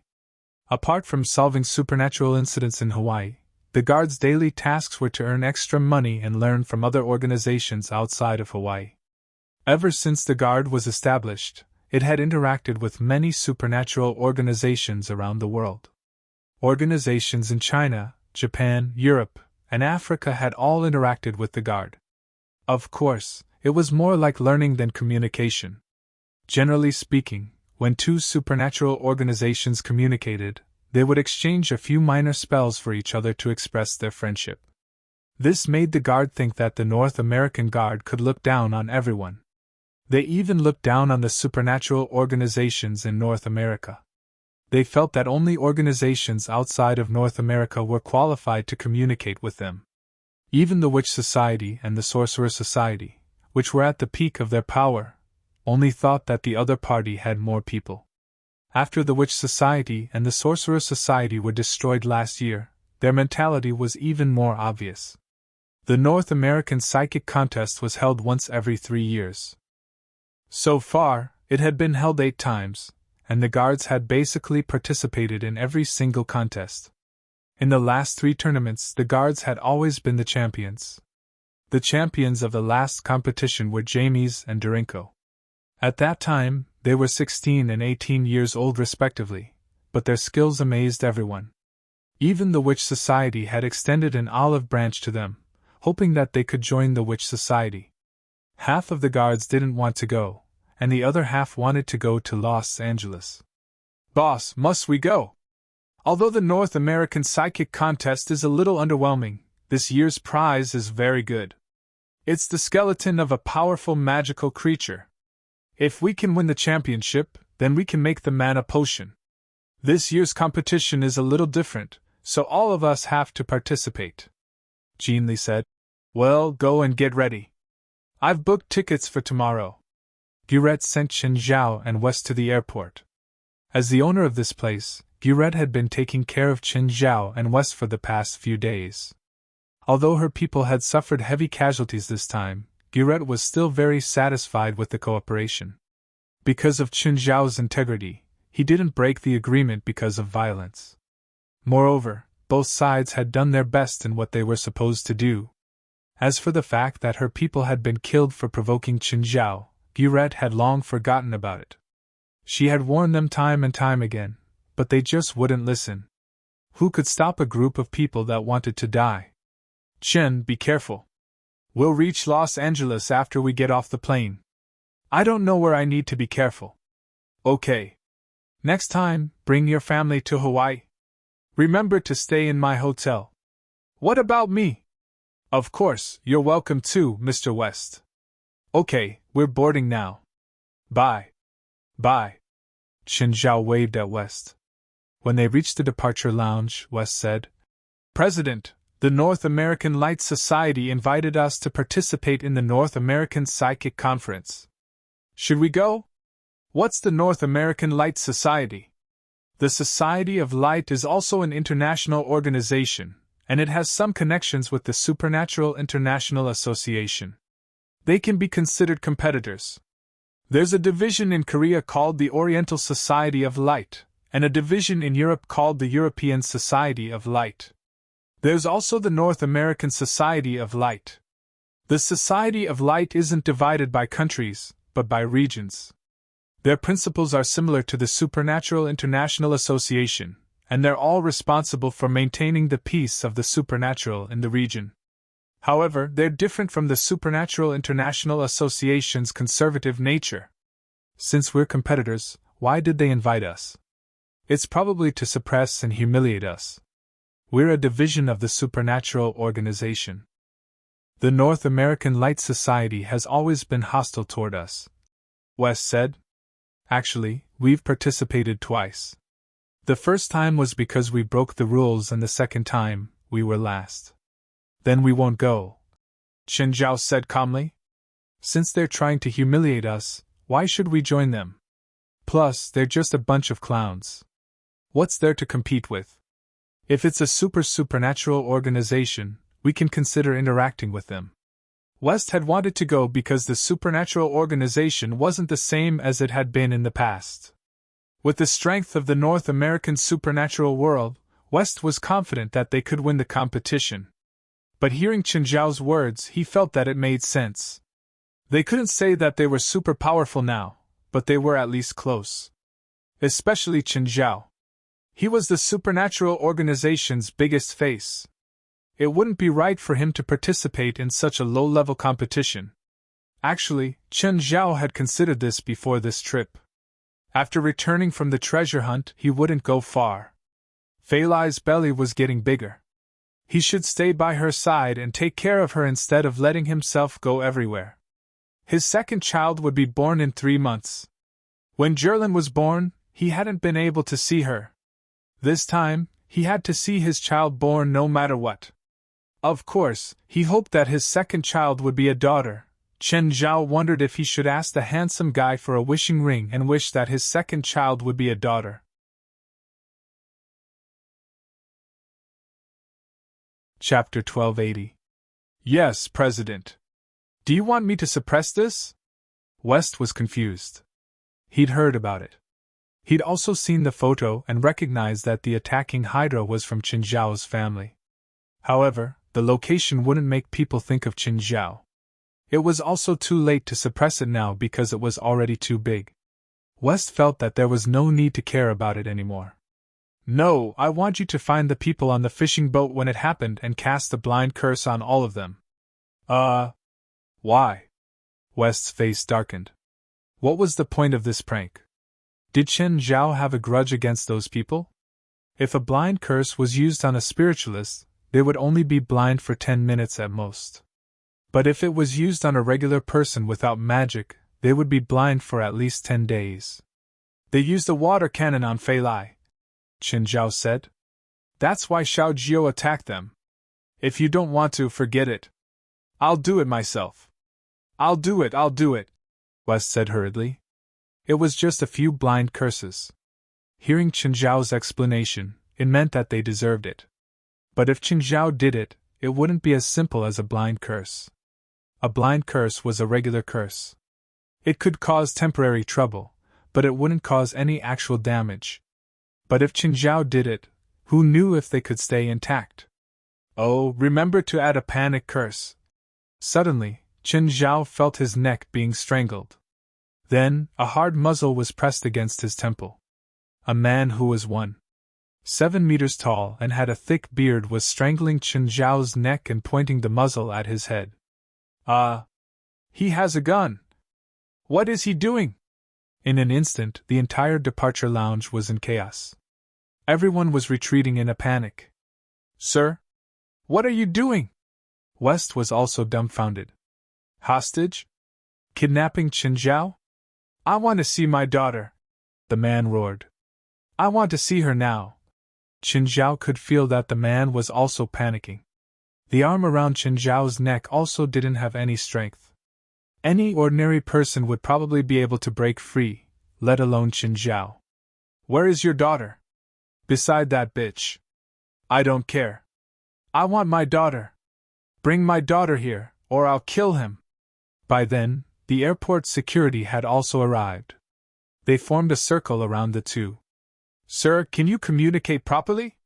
Someone is going to get hurt, West said. He wasn't worried about Chen Zhao's safety at all. On the contrary, he was worried about the safety of this father who loved his daughter to the point of madness. At this moment, a few people emerged from the crowd. Yo, isn't this Uncle?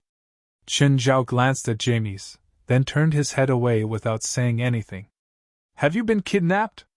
Do you need my help? Leave. I don't want to see you. Do you want me to save you because you lost $200 to me yesterday? Gimli turned his head and asked. Do you know him? We know each other. Boss, are you going to make a move? None of you are suitable to fight. Let me do it.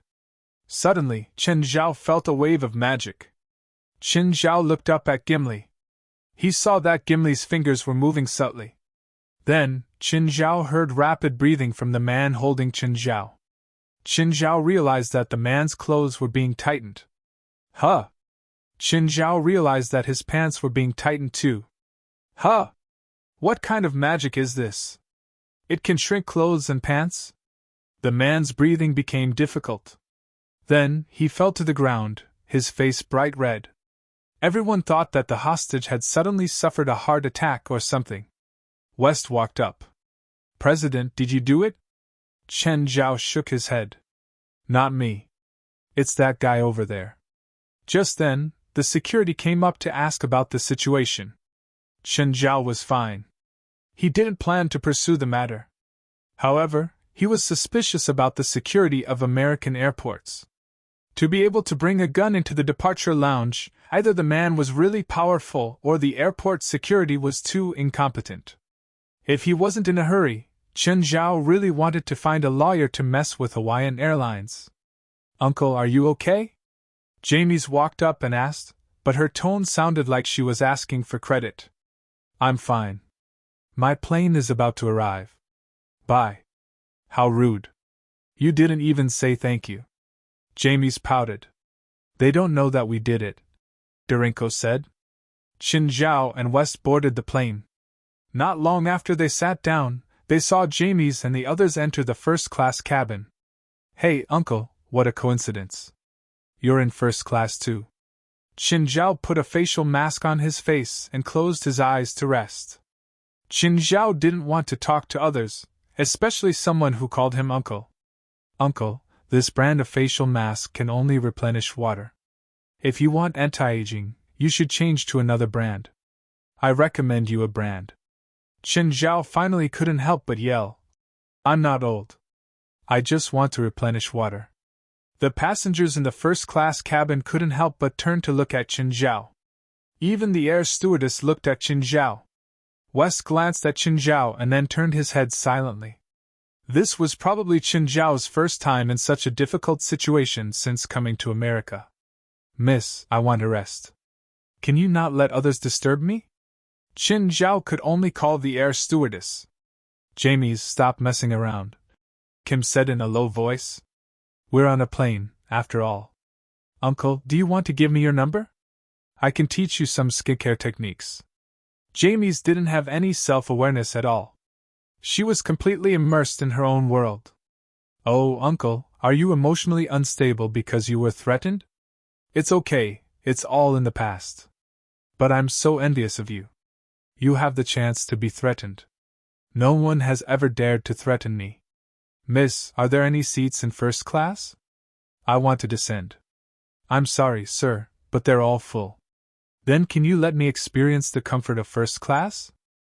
"It's my first time in first class. I hope to have the comfort that first class should have." "Uncle, it's also your first time in first class." "Miss, can you please stop harassing this gentleman?" The air stewardess could only turn her head to look at Jamie's. "I'm harassing him? When did I harass him?" "Uncle, tell her if I'm harassing you." Chapter 1281. Actually, Chen Zhao had only thought of it on the spur of the moment. He never thought about getting a plane. The association was doing well now, but there was no need to get a plane. Even the cheap Gulfstream G150 or G200 series would cost around $20 million. The association could afford it, but where would they put the plane? In an airline airport, it would cost $2 to $3 million a year. Plus maintenance and fuel, it would cost more than $5 million. If they built a small airport themselves, the one-time cost would be too high. It would cost at least tens of millions.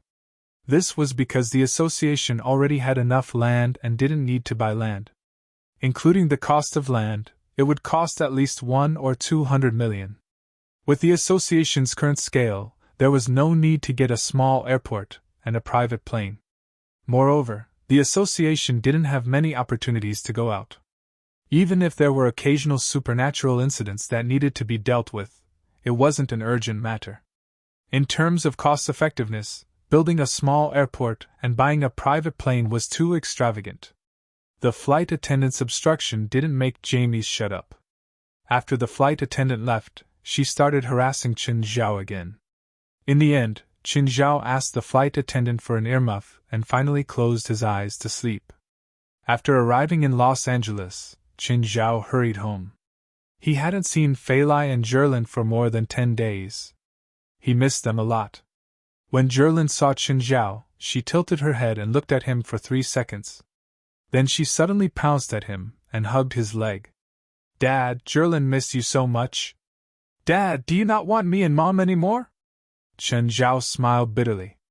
He told Phelan before leaving, but he didn't tell Jerlin. She actually misunderstood. Phelan smiled at Chen Zhao's return. You're back? Yes. Chen Zhao nodded. Darling, are you okay? I'm fine, Phelan said. I've been teaching little Nine a lesson these days. It won't be so reckless in the future. Yes, it should be.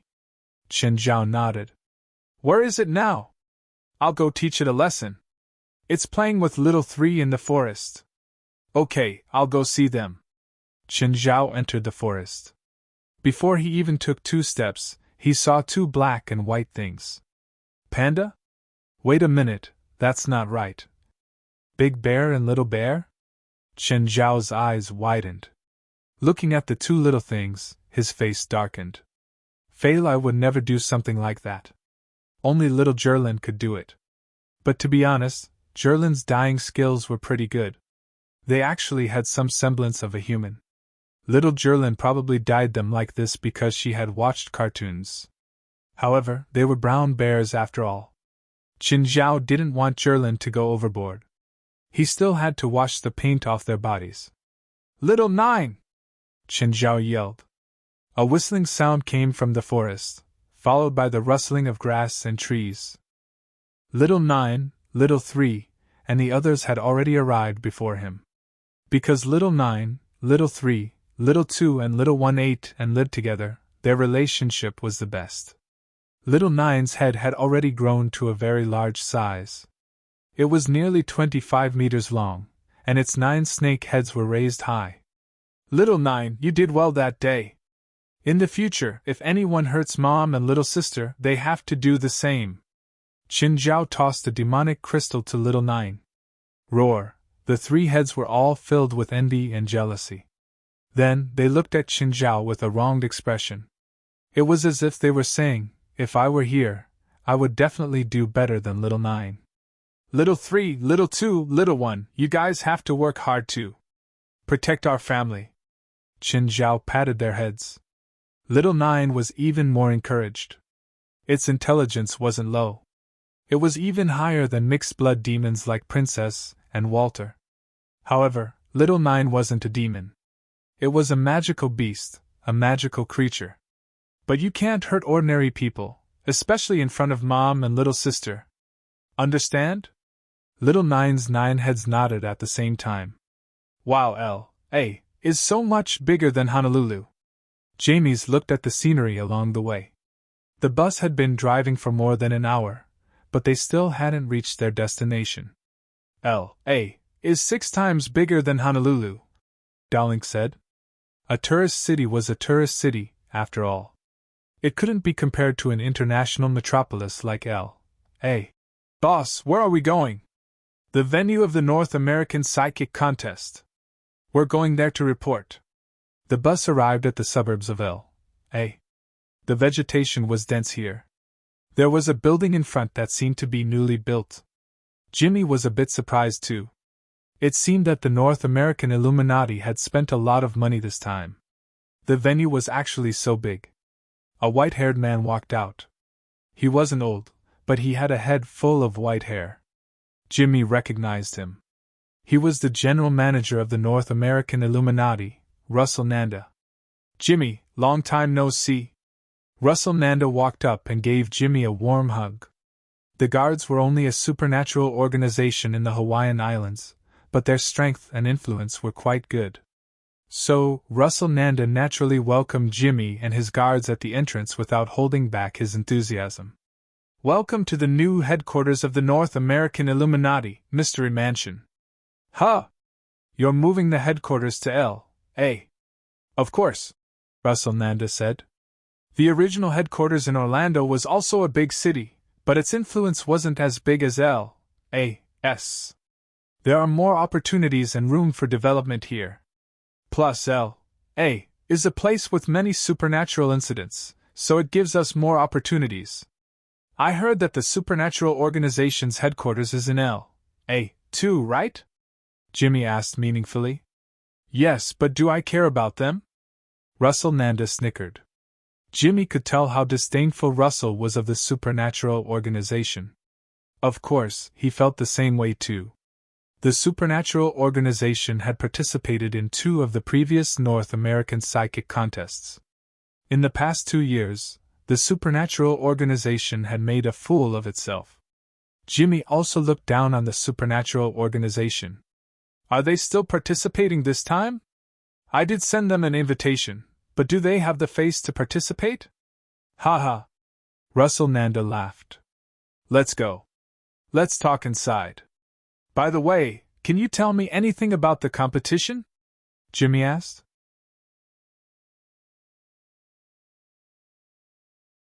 Chapter 1282. The guards are the last supernatural organization to arrive. I'll have someone arrange rooms for you. There's a meeting in the conference hall tonight about the first event. Okay. Russell Nanda indeed valued the guards and arranged the best rooms for them. The guards were envious and jealous of the headquarters of the North American Radiant Society. The environment here was much better than that of the guards. The guards had an office, which was used for meetings. But the headquarters of the North American Light Society had almost all the facilities. There were training grounds, entertainment areas, accommodation areas, offices, and so on. Boss, when can we have a headquarters like this? James asked. We'll never be able to, Jimmy said. A headquarters like this costs at least $10 million. It's already not bad if we can get $1 million a year from our cooperation with the Hawaiian government. After deducting the operation budget and the salary, how much money can we have left? And we only have 8 guards. Do we really need such a big headquarters? James and the others actually knew that they wouldn't need it, but they still had some fantasies. Unfortunately, Jimmy didn't play along with their fantasies and said it directly. In fact, there were many organizations like them who envied the headquarters of the North American Light Society. However, this headquarters did make them feel the legitimacy and authority of the North American Radiant Society. Sometimes, this was how the so-called authority came about. The North American Light Society was rich and powerful. Plus, it held all kinds of activities and competitions all year round, so most supernatural organizations recognized the authority of the North American Light Society. After dinner in the evening, Jimmy went to the conference room. When he entered, he found that the conference room was full of people. At a glance, there were at least 40 people. He knew some of them. Without exception, they were all in charge or decision-makers of various organizations. Jimmy, sit here. You're here too. It seems that it's going to be harder for the Tide to win this time. The person who greeted Jimmy was a black-haired woman who was dressed very sexily. She was Serena, the big sister of the supernatural organization Tide. The Tide was a Canadian organization. Because there were fewer supernatural organizations in Canada, the Tide was considered an authoritative organization in Canada. There were 15 people in total. They had more people than the guards, but their strength was similar. The last North American psychic contest had been a battle between the guards and the Tide. In the end, the guards James and Darinko narrowly defeated the members of the Tide. Gimli sat beside Serena. I should be the one with a headache when I see you. They were just flattering each other in business. Although they were competitors, they were not real enemies. In fact, those who could participate in this competition did not have any real enemies. Ahem. All right, everyone is here. First of all, I would like to welcome everyone. On behalf of the North American Illuminati, I would like to express my sincere gratitude to everyone. Russell Nanda stood in the middle of the conference room. I don't need to explain the reason why everyone is gathered here. First, let me explain the rules of this competition. This North American Psychic Contest is a team battle. No matter how many people your organization or team has, you can't have more than 10 people. Of course, if you have less than 10 members, I can only say that it's a pity that you are in a disadvantageous situation from the beginning of the competition. If there are 20 people, can we split them into 2 teams? Someone stood up and asked. No, Russell Nanda said. It's not fair to those organizations with fewer people. The second rule is that in this competition, there will be an elimination system for each event. Any team that does not complete any event will be eliminated until the 5th round. The remaining teams will compete in the final competition. All right, Mr. Russell, let's get to the point. What's the first event? The first event is a test of your basic skills. I believe that it won't be difficult for any of your teams. If you can't even complete the first event, I will have to doubt your skills, Russell Nanda said. The first event is to capture evil spirits. The time limit is 48 hours. You must capture 10 evil spirits within 48 hours, and you cannot leave the city of Los Angeles. Starting at 6 o'clock tomorrow night, any team that fails to complete the task will be directly eliminated. That's too troublesome.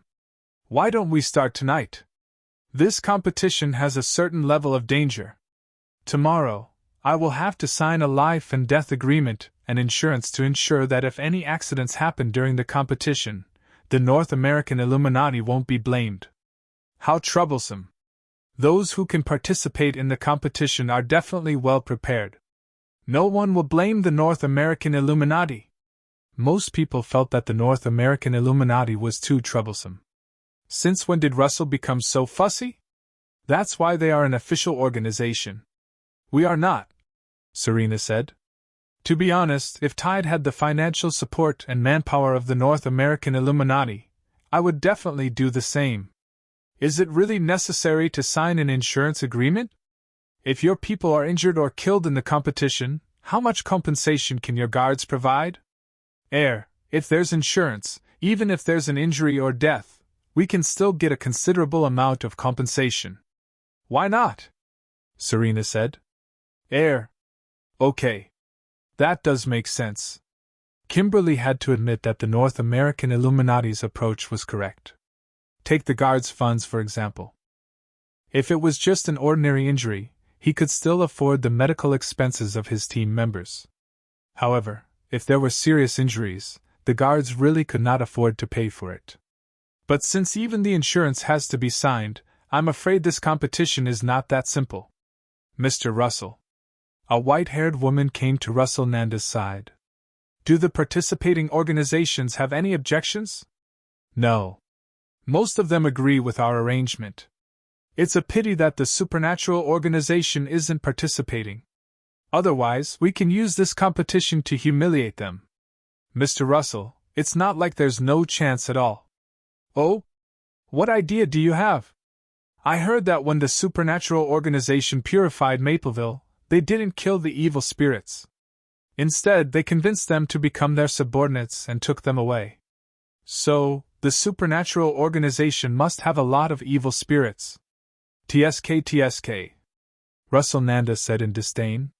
These useless people can't even purify the evil spirits. In the end, they must use an embarrassing method to negotiate with the evil spirit organization.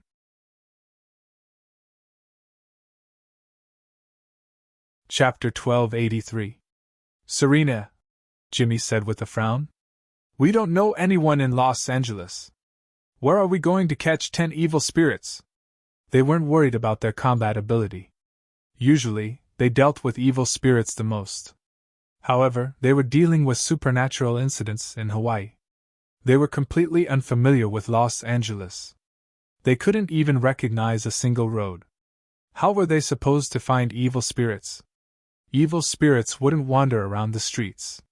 We have a girl in Tide. She can do divination. She can divine evil spirits? Jimmy asked in surprise. Of course, Serena said proudly. Jimmy's eyes lit up. Serena, why don't we work together? We'll eliminate the other organizations first. Then we'll decide the winner. Why? You can't even protect yourselves right now, Serena said disapprovingly. Serena, how do you know that we won't be able to use our team's magic later? Are you sure your team can solve everything? Serena indeed wasn't confident. Just as Jimmy said, they had a good chance of winning if they worked together. All right, I promise, Serena said. But if you go back on your word, we, the Tide, will fight to the death with your guards. Of course. Jimmy didn't plan to go back on his word. After all, they had already said it out loud. Moreover, this was a semi-public place. If he betrayed Tide and Serena in this competition, the dignity of the royal guards would be completely destroyed. A victory wasn't enough for him to go back on his word. Moreover, Tide wasn't weak. In fact, they were very strong. Serena had considered this too. If they worked together and supported each other until the finals, they could indeed minimize the risk. "Hey, Serena, Jimmy." Just then, Russell walked to the balcony. "What are you guys talking about?" "About the competition, of course," Serena said with a smile. "Jimmy and I plan to work together." After all, Russell was the organizer and wouldn't be participating in the competition. So, Serena calmly told them about her cooperation with Jimmy. Of course, she had another consideration. Letting more people know about their cooperation would ensure that Jimmy wouldn't go back on his word. "The two of you are working together? Looks like you've already secured the championship." Russell Nanda laughed. "Looks like I don't need to help anymore. You've always been impartial. What will you help us with?" "Help us win the championship?" Serena said disapprovingly. "I can't help you win, but I'm familiar with Los Angeles. I know where the evil spirits are. Do you need my help?" Serena and Kimley twitched their brows. They didn't believe that Russell Nanda would open the back door for them. This was almost like cheating. Based on their understanding of Russell Nanda, this guy would never do something like breaking the rules himself. "Of course, if you want to talk about it. There's a road leading to the forest on the outskirts of Zyril. At the end of the road, there should be a lot of evil spirits. Don't tell anyone, or my words will damage the authority of the Illuminati of North America." Russell Nanda turned around and left. "Do you believe him?" Serena asked. "Maybe there really are a lot of evil spirits there, but I don't believe that he'd be so kind as to tell us. Maybe he told every organization," Kimley speculated. "Also, if the evil spirits form a group, it'll be very troublesome. Maybe Russell Nanda wants to use us to get rid of the evil spirit group. I won't work for him. There is indeed such a possibility. Perhaps his goal is to eliminate a few more groups of contestants. Yeah, that old fox." Russell Nanda looked young, but he was actually very old. He was more than 60 years old. But that's good. Some idiots will fall for it. It'll solve our problem. "And Elite, there's a big deal that needs you. This is the original contract. Make a few hundred copies." "Oh, got it." An Elite took the original contract from the manager. He glanced at it casually. "A few hundred copies at once. It should be a big company." Although he didn't get the order himself, he could still get a considerable amount of income. Of course, an Elite was more concerned about his job in the supernatural organization. Most of his energy was spent on the organization and how to improve himself. If he just bought insurance, he wouldn't get $10,000 a month. But in the supernatural organization, he could earn tens of thousands of dollars by doing 1 or 2 missions every month. Ever since Chen Zhao became the president of the supernatural organization, it had completely changed. Of course, an Elite didn't give up his job in the insurance industry. It was mainly to hide his real job. If his family knew that he'd lost his job in the insurance company, they might be shocked. Plus, it wasn't easy for him to get to the position of manager. His normal work was easy and he had a lot of free time. He could also use a client as an excuse to go out and report to the organization. Also, after helping some people deal with supernatural incidents, he could send out an insurance policy. He could do both his main job and side job at the same time. Most importantly, unless it was a group operation, Chen Zhao wouldn't force an Elite to stay in the organization. During the demon army attack, an Elite had performed well and gotten a good result. For this, he'd even received $100,000. Of course, the ones with the highest bonuses were Gaia and Heliais. An Elite was envious of their bonuses, but he wasn't jealous. Chen Zhao had always been fair with rewards and punishments. He wasn't as strong as Gaia and Heliais. Plus, he'd been practicing his magic hard. Don't be fooled by the fact that he usually doesn't show off his abilities, but his strength has improved very quickly. He usually combed his hair back, wore a suit and tie, and carried an official bag. He looked no different from those insurance salesmen. But no one in the insurance company knew that he always had a pair of daggers in his bag. Dong Ye Tianxi had made them for him. He loved them so much that he couldn't bear to part with them. An elite came to the address the manager gave him.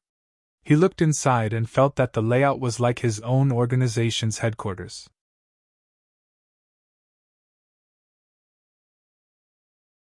Chapter 1284. An elite entered the headquarters of the North American Light Association. The person leading the way was a white-haired woman. Apart from her weird hair, she was still very pretty. "Sir, this way please," the white-haired woman said. With the white-haired woman leading the way, an elite came to a conference room. "Okay, miss, please call in the people who are going to sign the insurance." "Okay, please wait a moment." Soon, the white-haired woman brought in 20 people. An elite realized that these people were dressed differently. They didn't look like employees of the same company at all. Instead, they looked more like members of the supernatural organization. They were also dressed differently. In the past, an elite didn't think it was a problem. But now that he looked at them from an outsider's point of view, he suddenly felt awkward. Should he tell the president to have them wear the same uniform when carrying out missions? Sir, can we sign the insurance contract now?" An elite came back to his senses. He had actually spaced out during work. But this was already normal. Now, an elite focused most of his energy on the supernatural organization. "Okay, sorry. Let's start." 20 people took the insurance contract, glanced at it, and signed their names. Then the white-haired woman brought in another 20 people. An elite did the same work over and over again. An elite vaguely sensed that these people weren't ordinary people. They were all spiritualists. Although he couldn't sense most of them, there were always one or two who weren't strong enough and didn't have good control of their magic power. An elite could easily sense their magic power. No wonder. This was a supernatural organization. But there seemed to be quite a lot of people. It was just signing the insurance contract and not negotiating, so it didn't take much time. But there were too many people. There were at least 400 of them. There were really a lot of people in this supernatural organization. But judging from Angelite's senses, most of the people in this organization were similar to him in the past. They were spiritualists who were just slackers. Of course, an elite didn't dare to say that he would definitely win against anyone in the organization, but he could definitely stand alone against outsiders. Angelite's mentality was good.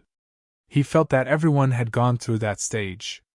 But the strength of an organization had nothing to do with the number of people. The supernatural organization only had 20 to 30 people, but most of them were quite strong. Even Aduz dared to run out and take orders. Right, Aduz was about to be discharged in 2 days. He usually played with Aduz, so he should pick him up. The white-haired woman noticed that an elite was distracted again. His impression of an elite immediately worsened. However, the insurance contract had already been signed. "Mr. Elite, let me see you out." "Oh, thank you." An elite packed his things and was about to leave when he felt a bump on his shoulder. A man with a mohawk hairstyle purposely rubbed against an elite. This man was the same as Morid. He wasn't a good person. Of course, after being taught a lesson by Qin Zhao, Morid had become much more well-behaved. After walking for 3 meters, the man's expression suddenly changed. He touched his pocket and realized that he had lost something. The Mohawk man turned to look at an elite, who was holding onto his phone. "Sir, did you lose anything?" A look of surprise appeared on the white-haired woman's face. How did this insurance salesman take away that guy's phone? He couldn't even see it clearly. The Mohawk man's face was filled with anger. "Give it back." An elite tossed the phone back into the Mohawk man's hand. So fast. The white-haired woman could vaguely see Angelite's movements.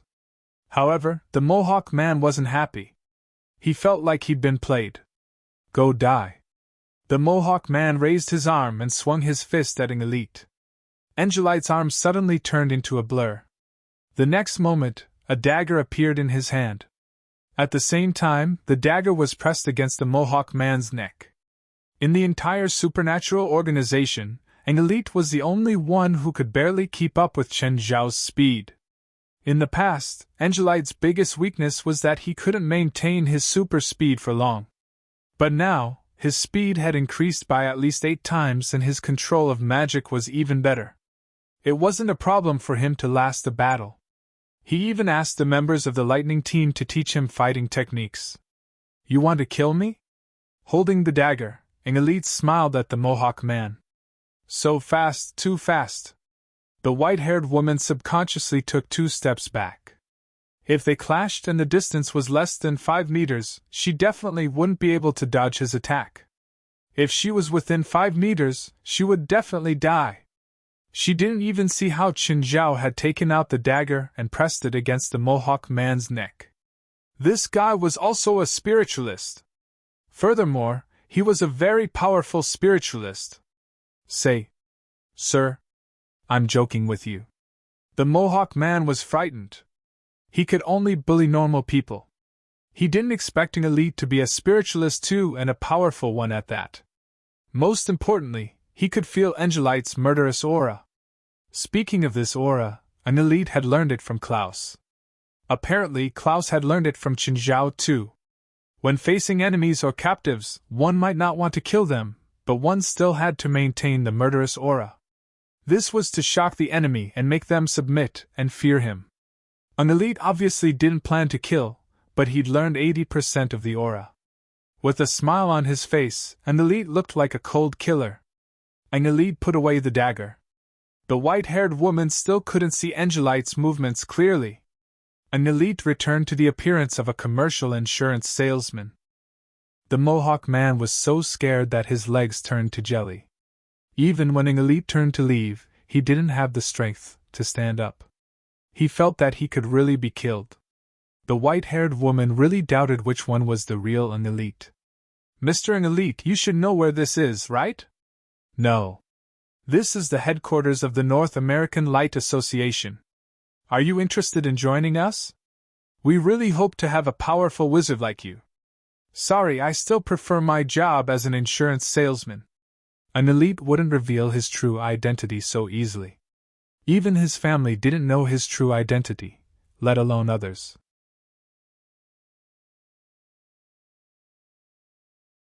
Chapter 1285. Join this North American Light Organization? An elite didn't want to be a traitor. He also didn't want to become the useless person he used to be. Comparing the current supernatural organization to the past supernatural organization was like a sheep leading a flock of sheep. But now, it was like a lion leading a pack of wolves. An elite didn't want to be a lion in a flock of sheep because he felt that if he stayed in such an environment for too long, he would become a sheep too. In his eyes, the North American Light Organization was a flock of sheep. He only hoped to follow in the lion's footsteps. Only by looking at the lion's back did he know how to walk his path. Russell walked to the white-haired woman. "Zella, what are you looking at?" "That man is very powerful," Zella said. "I tried to rope him in, but he refused." "Oh? For you to call him powerful, how powerful must he be?" Russell Nanda looked at Zella in surprise. When she first met Zella, Russell Nanda's evaluation was only not bad, nothing more. Of course, the current Russell Nanda was different from before. "If you don't use your secret technique, you won't be able to defeat him. If I clash with him within 5 meters, I'll be killed instantly. As for you, you can't even guarantee your own safety within 20 meters. Is there a way to rope him in? It's probably difficult. He's very powerful, but he's willing to disguise himself as an insurance salesman. This means he's not willing to participate in the supernatural world. Then forget it." Russell felt it was a pity when he heard Zella's words. It was rare to meet such a powerful spiritualist. It was such a pity that he couldn't recruit him. But they weren't an evil organization. They wouldn't use evil methods to force him to join them. "Oh, I've already leaked the information about the supernatural organization's evil spirit organization to the leaders of all the organizations, but I don't think many will really go." "Why?" Zella asked, confused. I don't have a good reputation, Russell said helplessly. But it's good to have a few. Crown and Dilla stood at the door to welcome Aduz back. The two of them were marginal characters and did not have much popularity even in the evil spirit group, but Aduz just happened to be of the same ilk. Now that Aduz was injured, the two of them wanted nothing more than to tear the people who hurt him to pieces. If they could win, even if Offit was locked up in the dungeon, the two little evil spirits wouldn't be able to defeat him. At this moment, Klaus's car drove into the headquarters, and Aduz alighted from the car. When Erdos was discharged from the hospital, it was Klaus who went to fetch him. Crone, Dillas, how are you? Aduz had been lying in the hospital for more than 10 days. He could have been discharged a few days earlier, but West kept saying that he would be under observation. That was why he was finally discharged after more than 10 days. Aduz excitedly hugged Crone and Dillas passionately. Sure enough, only by returning to this place could he feel the value of his existence. The hospital was too boring. Aduz even felt that the hospital wasn't a place he should be at. Whenever he went to the courtyard of the hospital, a group of old men and women would come over to complain to him about their pain. Aduz felt that he was different from them. He was not one of those damned old men and women. He was a true warrior. When the demon army invaded last time, he had killed the demon with his own hands. Last time when that group of people attacked, he was only slightly injured by their sneak attack because he was careless for a moment. That definitely wasn't his true strength. Hey, Aduz, are you back? Just then, Pamela floated over. Don't come near me. If you come near me, my cold legs will act up. Aduz immediately jumped back. Okay, I'm joking. Nice to see you again, Miss Pamela. Aduz breathed in the air. This place is still the most comfortable. Just then, an elite drove in.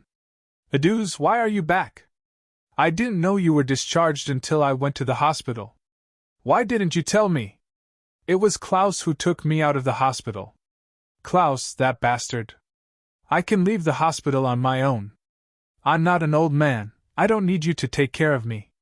Aduz was never one to be old, especially here. Klaus shrugged. I was afraid that you'd be late. The president knew that you'd come today and left a lot of food. It's not available on the market. Oh, where's the president? Someone attacked Miss Feilai. He's angry now. What? Who dared to attack Miss Feilai? Crown, take out my weapon. I'm going to kill all those bastards. All right, it's just a bunch of normal people. The president and Mr. West already went to deal with it. Aduz, go inside. The party is about to start, Pamela said. You can't miss the food. After all, even spirits liked the food that Qin Zhao had left behind. It was all magic food. It couldn't be bought on the market. One was even the immortal bird. Legend had it that eating the immortal bird's flesh would grant one immunity to fire. Of course, it wasn't that good in reality, but it did grant a certain level of heat resistance. It also had a certain amplification effect on fire magic. Magic food couldn't give normal people magic power, but there would occasionally be some special effects. It was like awakening, but not fully awakening. It could be considered a mutation. Of course, the chances were very low. Everyone mainly liked the taste and texture of the magic food. The sky darkened and everyone started the party. Apart from the people locked in the dungeon, everyone in the headquarters came to the party, including the evil spirit group. However, there were 30 female evil spirits. They were in the process of turning into banshees, so they couldn't join the party. Also, because Qin Zhao wasn't here, the evil spirits were rather relaxed. Lady Pamela, let me toast you. Crown held his glass. It was the purple brew that Qin Zhao had provided. It was extremely expensive outside, but they could enjoy it freely here. Pamela responded to Crown's toast. After drinking, she took a deep breath. The wine was filled with magic. It was really irresistible. Suddenly, Pamela raised an eyebrow. Just then, Klaus also put down his glass. He heard the roar of a motorcycle outside.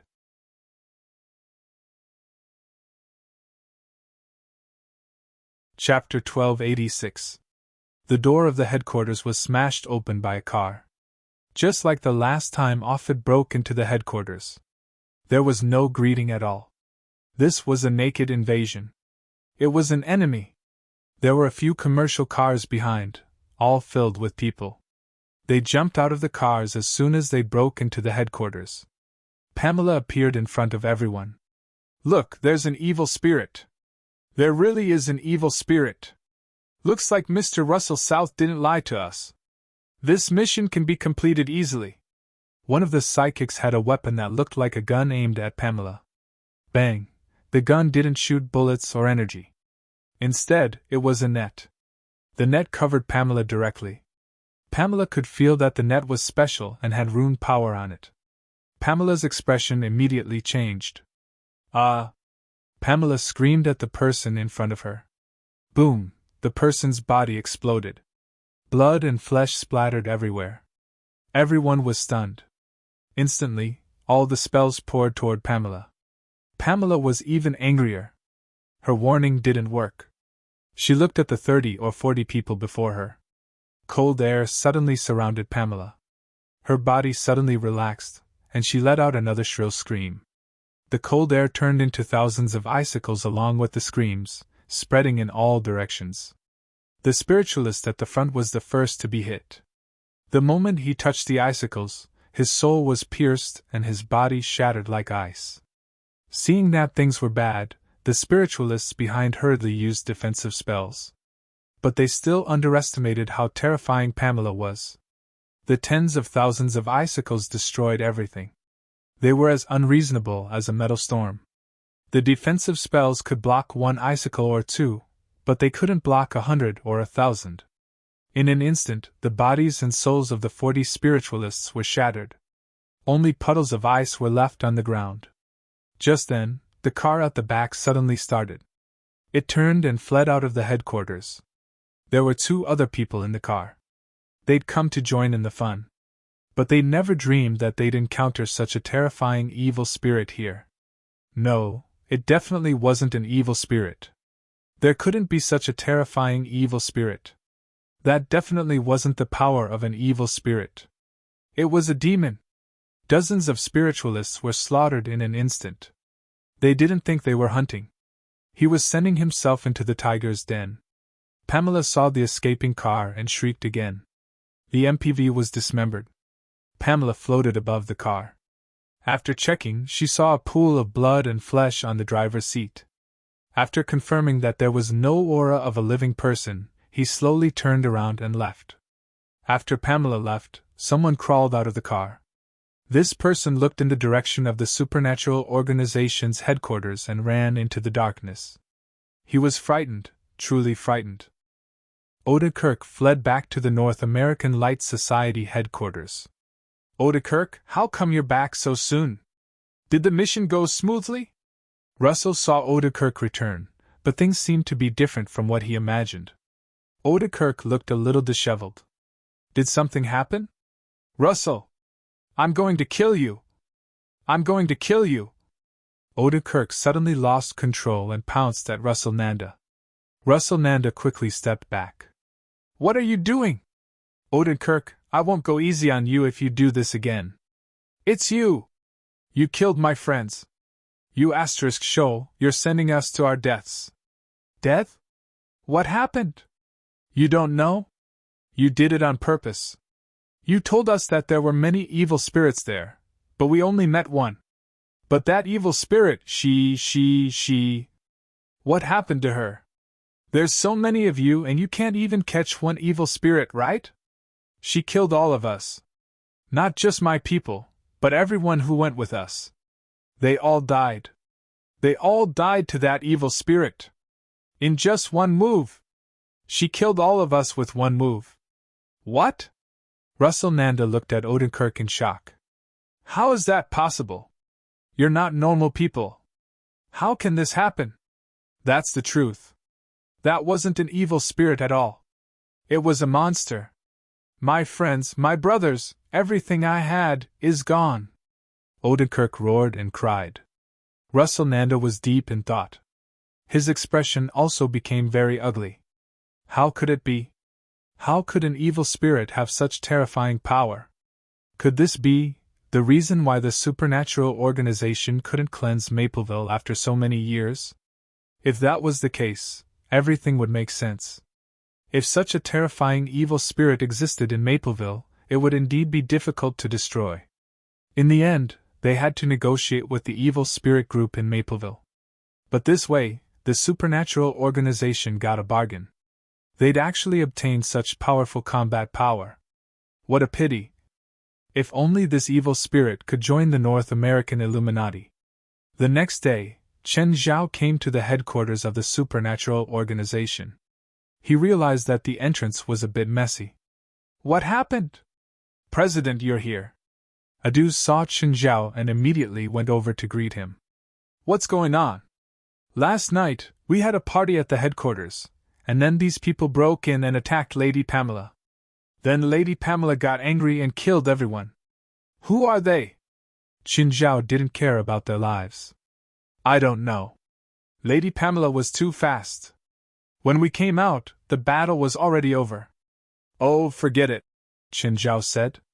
If something like this happens again, leave at least one alive if the conditions allow. At least we'll know who sent them. Coming to his territory to behave atrociously, he deserved to be beaten to death. Chen Zhao didn't mind. What a pity, Adu said regretfully. Lady Pamela was too fast. I wanted to teach these bastards a lesson myself. He really wanted to prove that his injury last time was an accident. President. Carrying a backpack, Helith came out. Seeing Chen Zhao, she went over to greet him. Where are you going? I'm lacking some summoning materials. I heard that there's an abandoned cemetery in the southwest. I plan to go there.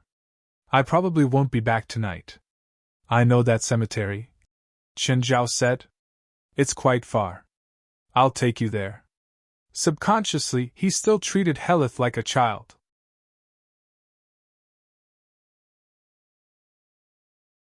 Chapter 1287. Chen Zhao drove Helith to the abandoned cemetery. Chen Zhao sensed that there were a few powerful spirits nearby. However, he was only slightly stronger and posed no threat to Blackie. Moreover, he could feel that Helith's perception of the dead was stronger than his. She must have felt it too. How long are you staying here? Chen Zhao asked. 1 day should be enough. We just need to find some skeletons. Then I'll pick you up tomorrow, or call me when you're done. Guild leader, I'm not a child. All right, I'm leaving. Helith was speechless. Everything about her president was good, but he treated her too much like a child. It was probably because he was not strong enough that the president always felt that he needed to be taken care of. Helith's style of doing things was very planned. Whatever she did today, she would do it tomorrow. He would enter the training tower's 4th floor twice a week. Then, he spent the next 2 days meditating and studying black magic. In the extra time, he would carry out various combat missions to enrich himself.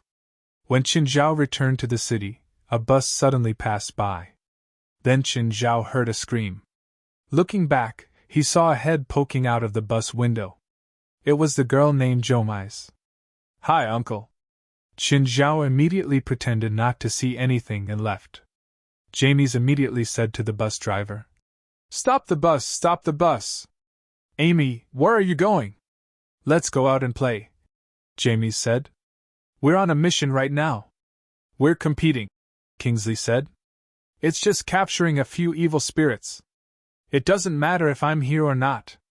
Gimli looked at the other members of the Tide Guild, but Serena said, It doesn't matter.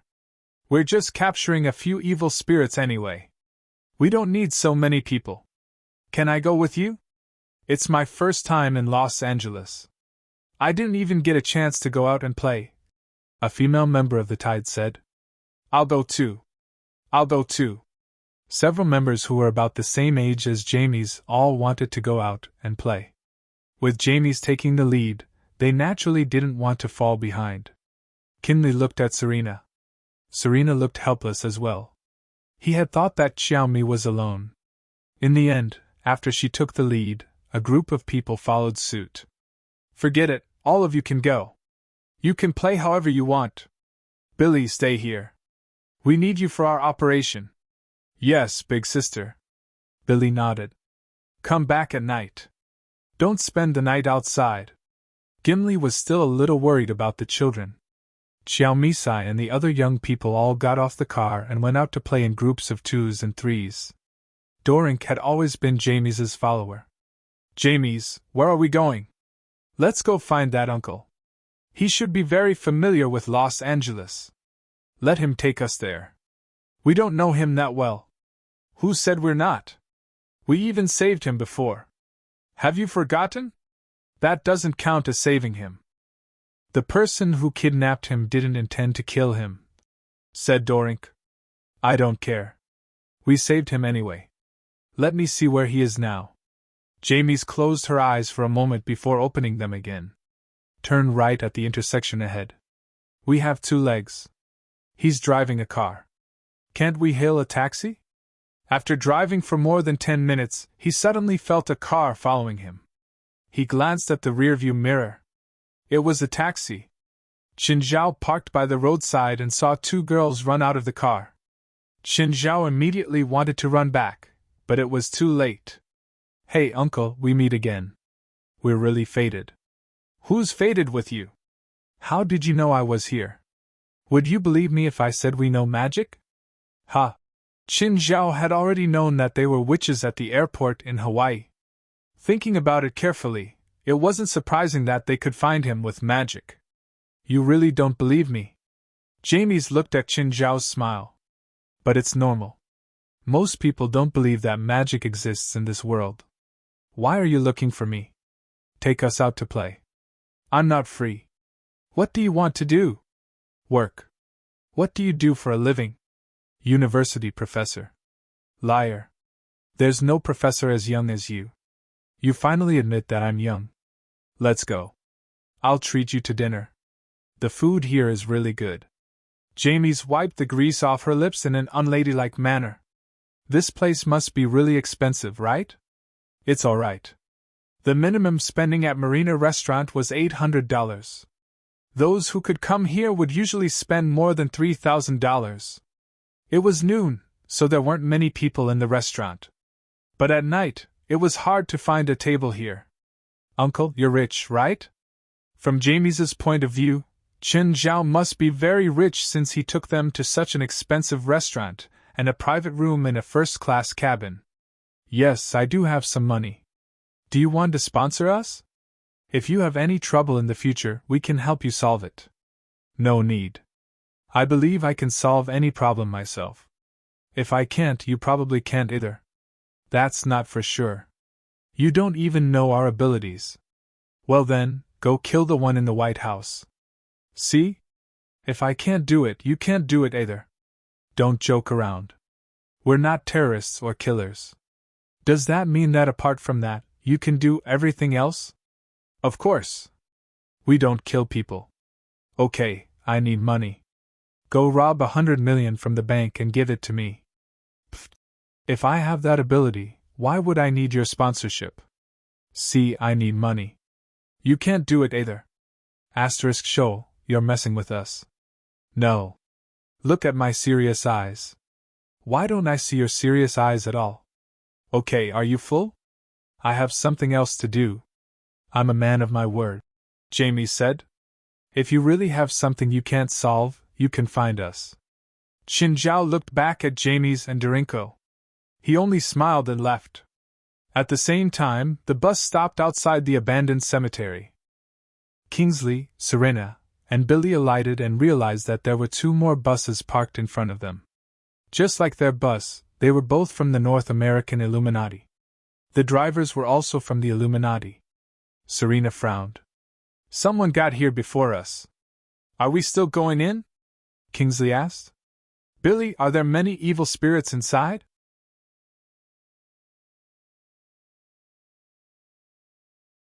Chapter 1288. How strong? If it's the 3 of us, we might be able to take care of one, Billy said. But if a few strong evil spirits gather together, we'll be in danger. The group that went in before us should be able to attract the evil spirits' attention. I don't think they have the ability to capture all the evil spirits individually. Are the evil spirits here really that scary? Jimmy had never encountered such a strong evil spirit. The evil spirits here must have devoured all the evil spirits in the graveyard, leaving only a few strong ones. They can't do anything to each other, which is why they're so scary, Billy said. As long as we're careful, it'll be fine, Serena said. All right. The three of them entered the graveyard. Because it had been abandoned for a long time, and no one had taken care of it, the tombstones were all over the place. After walking for a while, Billy suddenly stopped. What's wrong? An evil spirit disappeared, Billy said. Was it destroyed? Another one disappeared. Another one disappeared. Is the group that went in first very strong? Jimmy asked in surprise. No way. I didn't see any particularly strong group this time. Serena glanced at Jimmy. Except for your guards. Just then, a terrified scream came from the graveyard. Then, the three of them saw more than 20 people running away in panic. Behind them, there were 4 more evil spirits. They're being chased by evil spirits. No, they're running in different directions. They're not being chased by evil spirits. They're running together, Serena said. Only then did Gimli realize that they were indeed running away, but so were the evil spirits. What's in there? So scary! There's an aura. A very strong magic power has appeared in front of us, Billy suddenly said in fear.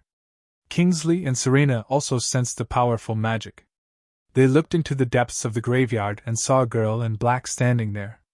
The three of them backed away in fear. The girl in black was emitting a terrifying aura. Let's go, Serena said. We can't stay here any longer. That girl is very scary.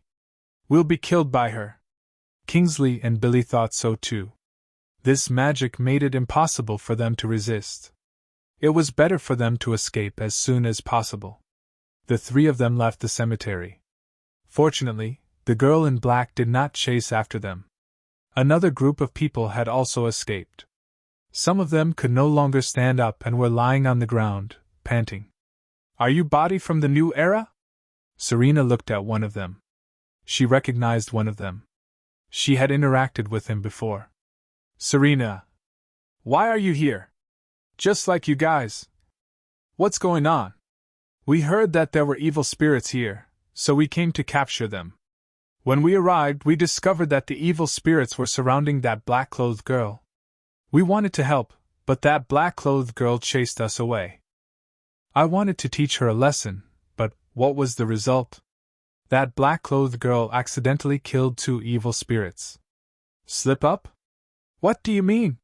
She wanted to capture the evil spirits alive, but because of our harassment, she ended up killing 2 of them.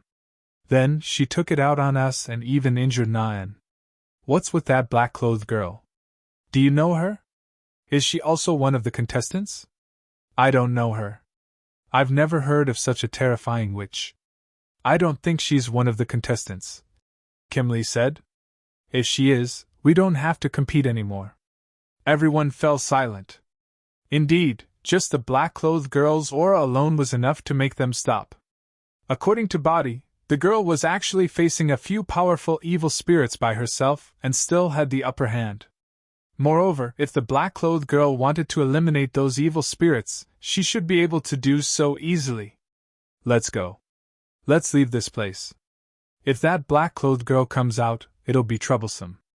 Everyone hurriedly returned to the bus and left the abandoned cemetery. Looks like L.A. isn't as simple as we thought, Kimley said.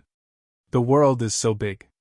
It's not strange to have 1 or 2 powerful spiritualists occasionally, Serena said.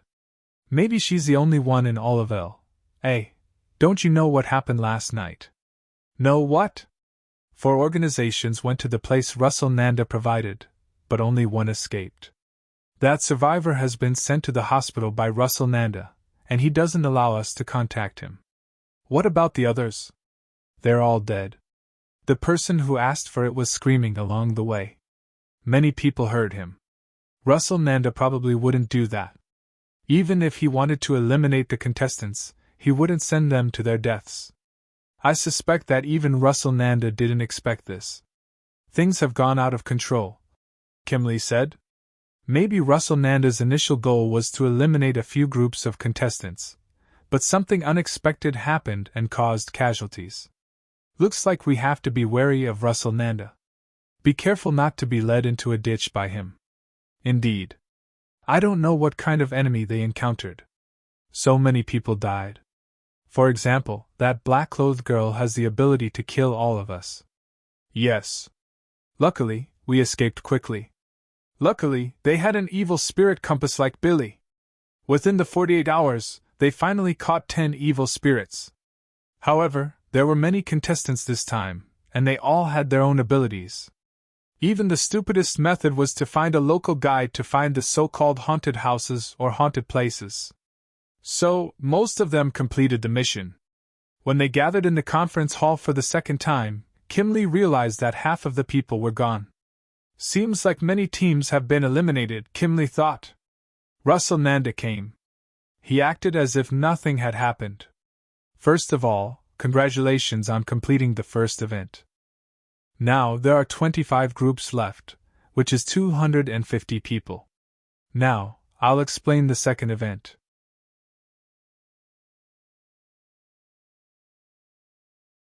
Chapter 1289. I passed! An elite ran into the front hall of the headquarters excitedly. There weren't many people there today. An elite couldn't find anyone to share his joy with. Then he ran to the guard booth at the entrance and pulled Aduz aside. Aduz, I passed. What did you pass? First level of the Tower of Trials. I passed the first level! An elite shouted excitedly. He became the fourth person to pass the first level after Gaia, Norma, and Heliais. Moreover, he was the first male to do so. Congratulations! Aduz also had a trial ring. He'd even tried a few times. Everyone knew the result. If he went in alone, he usually wouldn't last more than 10 seconds. But Aduz also knew how difficult it was to pass. He also knew how terrifying Chen Zhao, who'd passed the 7th level, was. The fact that an elite was able to pass the first level showed how powerful he was. But Aduz didn't expect an elite to be the first male to pass, except for Chen Zhao. That day, an elite didn't go to work at the insurance company anymore. He would talk to whoever came to the headquarters. Joy had to be shared. If no one shared it, it would be meaningless. Of course, if someone was happy, someone would be sad. For example, Jalanash. She'd always thought that she'd be the fourth person to pass the first level. Most people in the association thought so too. The first three were all female: Gaia, Norma, and Heliais. This proved that witches were indeed more powerful than wizards. But she didn't expect that an elite, who'd always kept a low profile, would be the fourth person to pass the first level of the Tower of Trials. Everyone could see Angelite's strength. Angelite's magic was speed. He was also the only one who could compete with Chen Zhao in speed. But no one expected an elite to be the fourth. But this also caused the association members to start a crazy trip to the Tower of Trials again. In fact, many of the members were not far behind. Take Jalanash for example. She had originally thought that she would be the fourth, and it was not without reason. She could kill around 90 monsters now. She believed that she'd be able to pass the first level soon. However, an elite beat her to it, which made her really angry. There was also Giselle, Morid, and more. They were not far from Jalanash, and were all very likely to make it to fourth place. Only West and Patya were unperturbed. The two of them were complete support. It was basically impossible for them to pass the first level alone. Kakira and Dongye Tianchi belonged to the last batch of members to join the association. For the time being, they were not ranked, so the two of them could only compete with each other. This time, I'll go in and kill a few more, and tomorrow, you'll go in and kill a few more. It's a competition. Next was Alice. Although she also knew offensive magic, she was generally classified as a support-type witch, or a functional witch. Pen N and Eric were in the second group, about the same strength as Jalanash and the others. The first group consisted of Gaia, Norma, and Halles. The strength of the three of them was indisputable. There was also more Raz. She had only entered the Tower of Trials once and never entered again. She was originally Offit's subordinate and was forced to join the association. Her strength was not outstanding and she was purely a support. She could not adapt to the battles in the Tower of Trials at all. The 5 members of the Lightning team were not spiritualists, but they had been baptized by strengthening potions. They also had extremely strong battle awareness, so they had always worked together to attack the Tower of Trials. Their current best result was 60 monsters on the first level. After all, it was very difficult for a team of 5 to enter. They had also formed their own battle style. If one of them could not do anything, the 5 of them together would definitely be able to do it alone. Of course, there was also an invisible member in the association, Asalisa. However, she was still a two-faced person and basically had no contact with the association. She would occasionally send messages to Qinzhao and West. Moore and Morid were also quite dissatisfied with Angelite's sudden increase in strength. They said that they would all be mediocre together, but you're secretly becoming strong. On this day, Jalanash and Morid reached the second level almost one after the other. Jalanash had wanted to be proud, but Morid also broke through, which greatly reduced her excitement. Forget about an elite, what was going on with Morid? Either way, Jalanash was very upset. When Qinzhao heard that 3 people had broken through the first level today, he was very happy. He praised the 3 of them and even gave them a raise in salary and benefits. In the current society, one could not rely on personal worship to form a team. Without proper treatment, why would people follow you? Actually, Chen Zhao had seen their hard work. Jalanash's breakthrough was natural, but Qin Zhao did not expect an elite and Morid's breakthroughs. It was not that he looked down on them, but they did not usually show it. Gaia, did you hear? An elite, Jalanash, and Morid all broke through the first level. Oh, that fast? Looks like I have to work hard too. I'll try to break through the second level this month, Gaia said. Although Gaia was busy filming the movie, she did not stop cultivating. Whenever she could enter the Tower of Trials, she would go in immediately no matter what. Come back quickly tonight. There's a party at the headquarters. Okay, I'll come back after picking up Evans. Come back directly after you're done, Qin Zhao said. I'll go pick up Evans. Okay. Gaia was not worried about Qin Zhao. Moreover, Qin Zhao had picked up Evans for her a few times. Gaia had finished filming her scenes long ago, but her work was not done yet. She was mainly in charge of directing the movements. Of course, she would also help the crew with some small problems. Woof! As soon as Gaia hung up the phone, she looked down and saw a fat Alaskan dog biting into her pants. Gaia picked up the puppy that had probably just been weaned and walked into the crew. Whose dog is it? Everyone in the crew asked, but no one answered Gaia's question. Since no one wants it, I'll bring it back. Evans should like it, Gaia thought. After finishing today's work, Gaia carried the puppy back to the headquarters.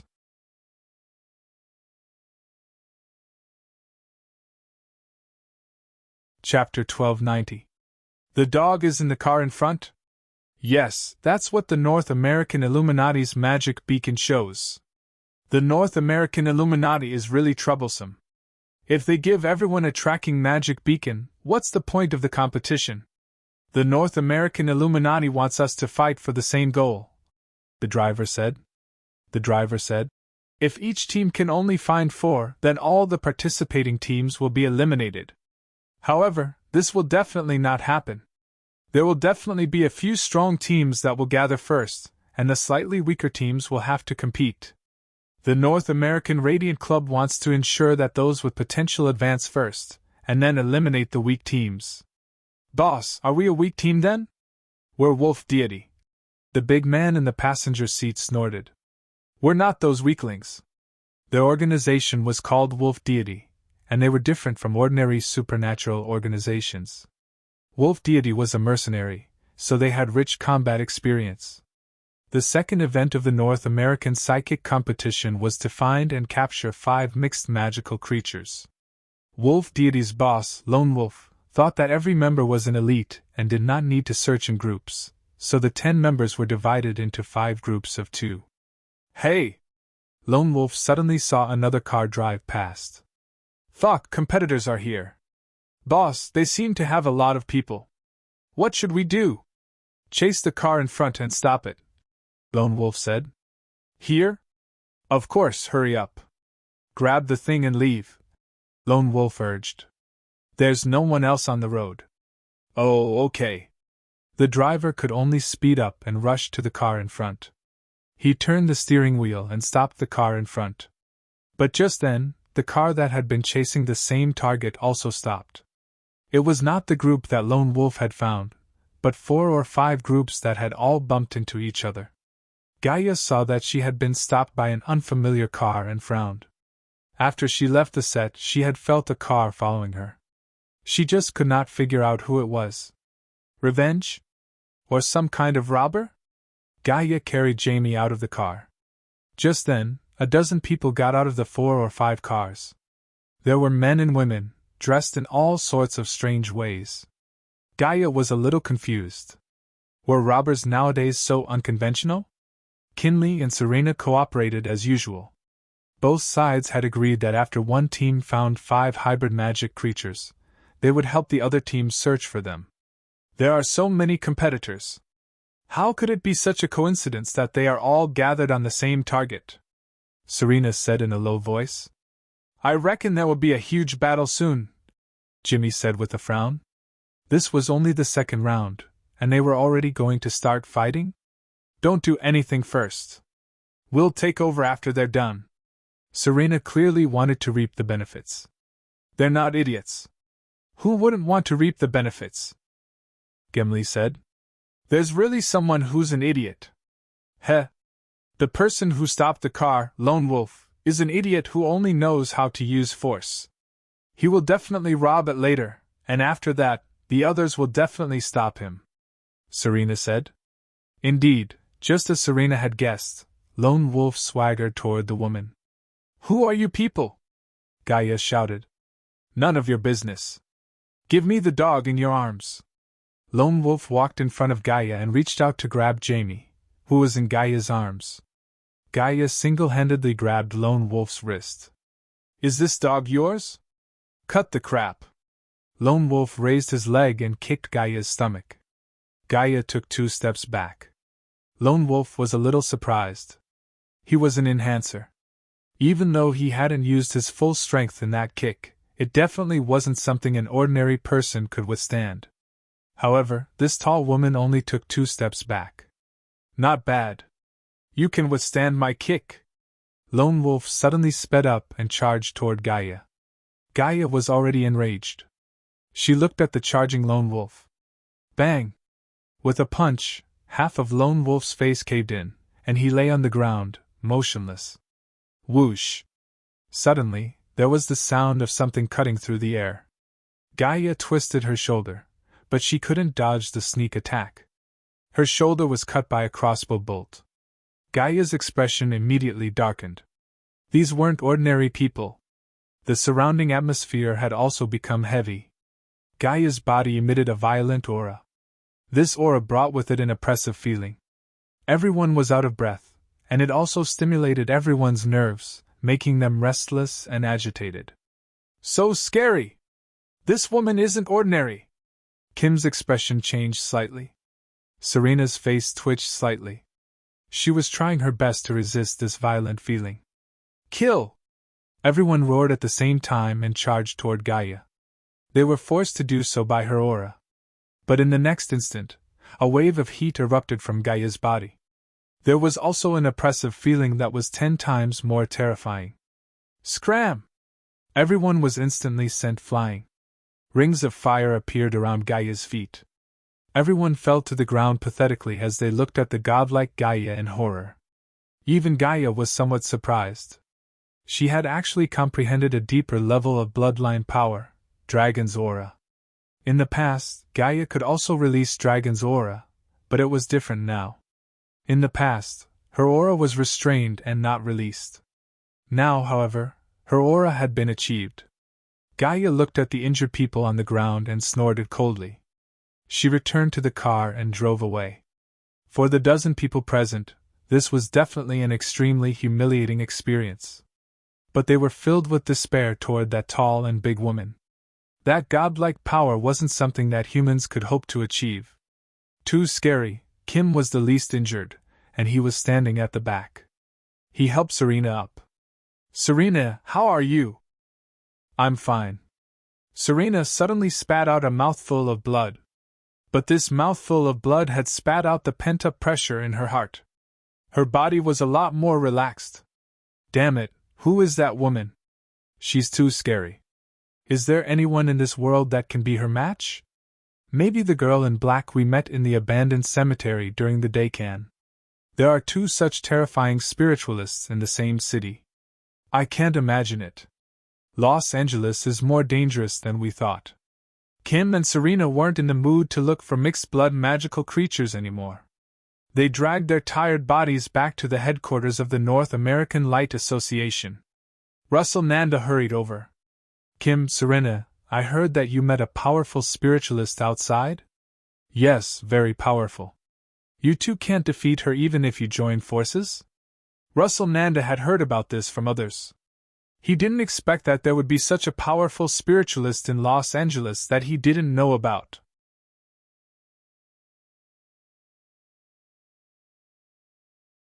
Chapter 1291. Russell Nanda walked in the garden of the headquarters on his stomach. Just then, Zella appeared behind him without any warning. "Sir, what are you thinking about?"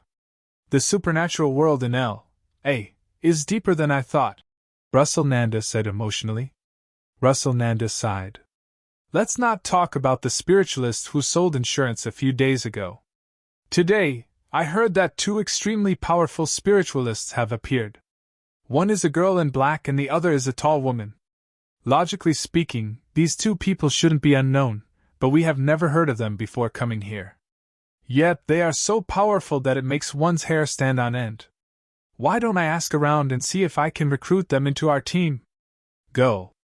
Before Russell Nanda moved his headquarters to Los Angeles, he had asked around in Los Angeles. From what he'd heard, the supernatural world in L.A. seemed to only have a few weak people. To the North American Light Society, a big city like L.A. was a place with no supernatural forces. It was like a huge cake. As for the original force stationed in L.A., the supernatural organization, Russell Nanda didn't care about them at all. But who would have thought that L.A. would have such a master? "Oh, is there any movement from the supernatural organization?" "Nothing. I remember that West was the acting president, right? What about now? I looked into it a while ago. It seems like a Chinese is the president now. Do you have his information?" "Some. On the surface, he's a university professor, but he's an illegal doctor in private. He makes a lot of money by practicing medicine illegally." Zella pouted in disdain. "TSK. This supernatural organization is really something. They actually found such a person to be the president. I really don't know what West is thinking." Russell Nanda's laughter was filled with disdain. "Sir, do you want me to give him some trouble? Don't go to their headquarters. There's a powerful evil spirit there." Russell was still very concerned about the evil spirit that killed dozens of spiritualists. "Do you know where he lives?" "Yes." "Go and give him some trouble." "To what extent?" Zella asked. "As long as you don't expose us," Russell Nanda said. "Make their new president homeless." Thud, thud, thud. "Little Jerlin, stop hitting me. You're going to crack my head." Hanks felt a headache coming on. In the past, Hanks could still endure Jerlin's abuse. At most, Jerlin would hug his skull and bite it. But ever since Qin Zhao returned from outside and gave Jerlin a golden awl, everything changed. Of course, the truth was that Jerlin had stolen the golden awl herself. Qin Zhao had originally kept the golden awl as a decoration. To prevent Jerlin from getting it, he had placed it on a higher shelf. In the end, King Kong helped little Jerlin take it down. From then on, Hank's nightmare began. Hanks felt that his skull had been cracked by the force of the blows. "Beautiful Miss Phalai, please save me. Please save me from the hands of this little demon." Hanks could only ask for help from Phalai.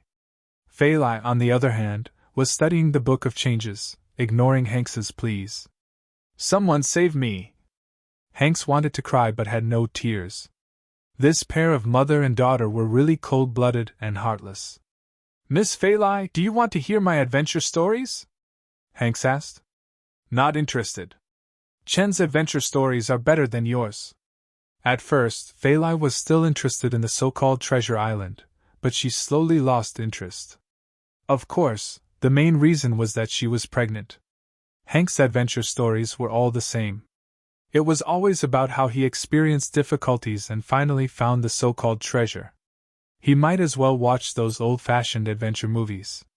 Just then, Chen Zhao returned to the living room after swimming. He saw Jerlin hugging the skull and the golden awl in her hand. He reached out to grab it. "No, no! Don't take my hammer! Don't!" Little Jerlin fully displayed her talent of crying and throwing a tantrum. She hugged the golden awl tightly and refused to let go. Chen Zhao's face was filled with helplessness. In the past, it was fine if Jerlin hugged a skull. But the golden awl was too dangerous for a child. So, no matter how unhappy Jerlin was, Chen Zhao still took the golden awl. "Daddy, oh no, I don't want Daddy anymore. Dear Chen, you're God's messenger. You saved me from this little demon's torture." Chen Zhao grabbed Hanks. "Hanks, how did you find the treasure island in the first place?" "It was God's guidance." Thud, Chen Zhao knocked Hanks with the golden awl. "Don't talk nonsense with me." "Fine, fine," Hanks said helplessly. "I found a great witch. She helped me divine the location of Treasure Island. I passed through the mysterious sea, passed through 7 mysterious islands, and finally arrived at Treasure Island." "What about the route?" Just then, Phalai put down the book in her hand. "Chin, you said that you'd wait for me to give birth and then go find the Treasure Island together. You can't go back on your word." "I didn't say that we're going now. I'm just asking. Let's uncover the secret of the mysterious Treasure Island together. That's more interesting." "Aren't we together now?" "Nope." "Then you can ask." Chen Zhao rolled his eyes. "Hanks, let me ask you.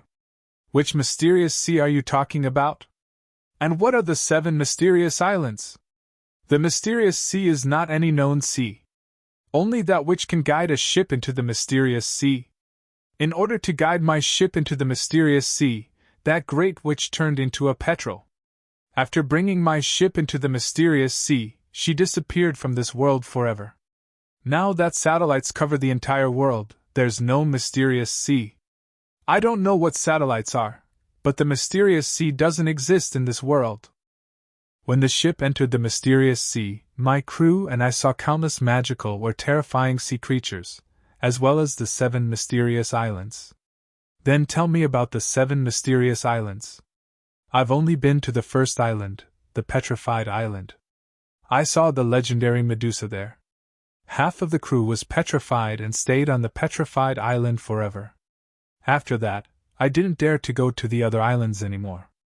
I only let the crew go. We kept losing people along the way. When we reached the Treasure Island, only my dog and I were left." "Why do you have to go to the island? You know that it's dangerous, but you still want to go." "Because only by going to the island and finding the guide can we find the next island."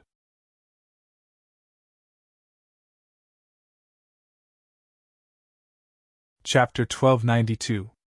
"Every island has a magical creature," Hanks said. "If you find it, you'll be able to get it to guide you to the next mysterious island." Just then, Chen Zhao suddenly frowned. There seemed to be a guest on the other side of Mirror Lake. At the same time, 2 men and 1 woman came from the other side.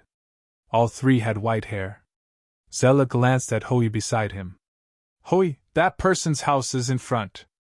Destroy it completely?" "Yes, destroy it." Zella nodded. "Okay, I understand." Hui took a step forward and chanted an incantation. His arms began to slowly rise. Just then, waves appeared on the surface of the lake. At first, it was just a small ripple. But as the ripples spread, the waves grew larger and larger. When the waves were 100 meters out, they were already several meters high. Moreover, it was still rising. Hui's arms rose higher and higher, and the waves grew higher and higher. Finally, the waves reached a height of more than 30 meters. Hui suddenly pushed out his palms. A 30-meter-high wave could capsize even a medium-sized ocean-going ship in the sea. By now, Hui was already having trouble. But he still persisted and kept releasing his magic. "Go!" Hui yelled. The waves instantly sped up and rushed toward the villa. Chen Zhao's expression changed. He saw the waves coming at him. Chen Zhao's anger soared instantly. But seeing the waves, Chen Zhao could only release dark lava to cover Fei Lai and Zhilin. Boom! The waves hit the villa and the entire front hall fell into darkness. But the villa was unharmed. After the waves receded, Chen Zhao was stunned. Apart from some water seeping in through the crack of the door, the villa was still intact. The waves just now were shockingly powerful, but it was clearly impossible to destroy the villa in one go. Robio had designed this villa meticulously. According to Chen Zhao's request, he'd designed it for hurricane, flood, and earthquake protection. Robio had helped Chen Zhao design it wholeheartedly. He hadn't done it half-heartedly. The impact this time fully showed Robio's intentions. Chen Zhao's eyes were filled with murderous intent.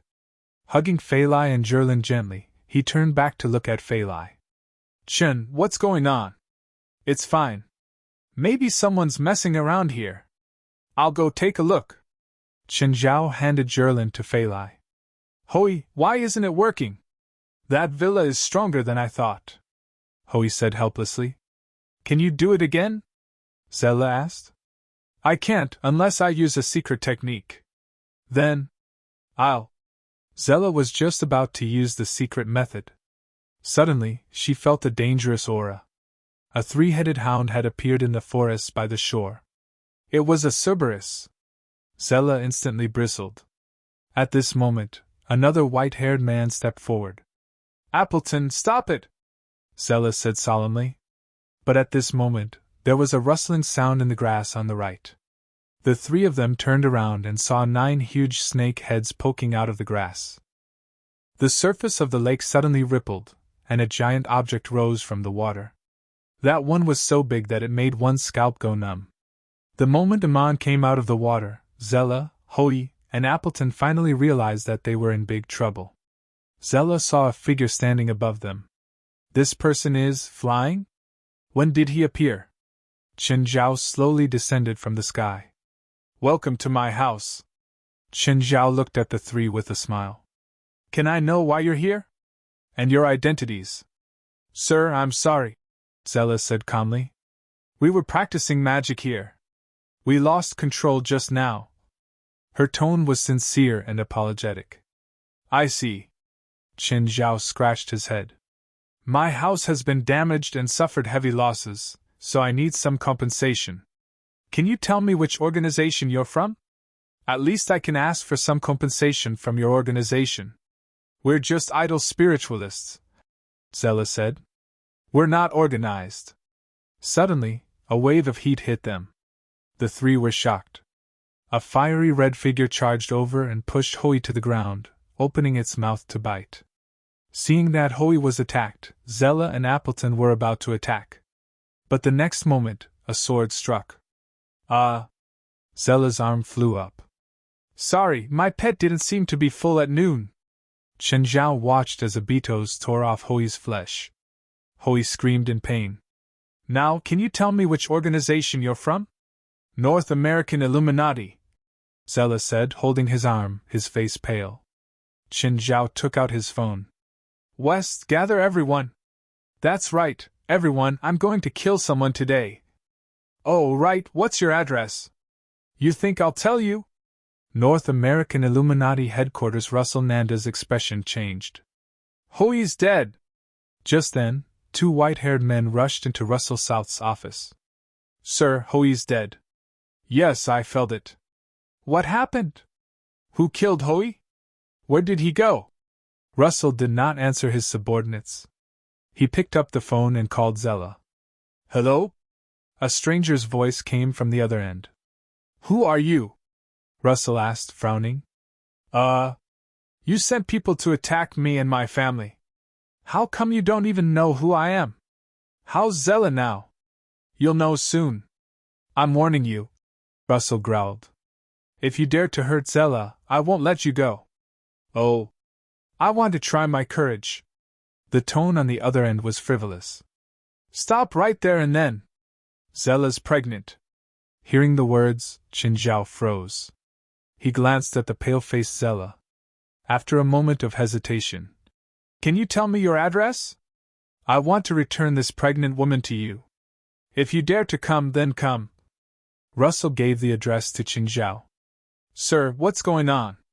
Supernatural organization, Russell Nanda said, his face livid. Supernatural organization? They dare to mess with us? Gather everyone and prepare for battle. They should be here soon. Are they our people? Or are the contestants gathering too? Russell's eyes flashed. After a moment of hesitation, he said, No need. We have enough people. Russell Nanda was furious, but he had to calm down because of the situation.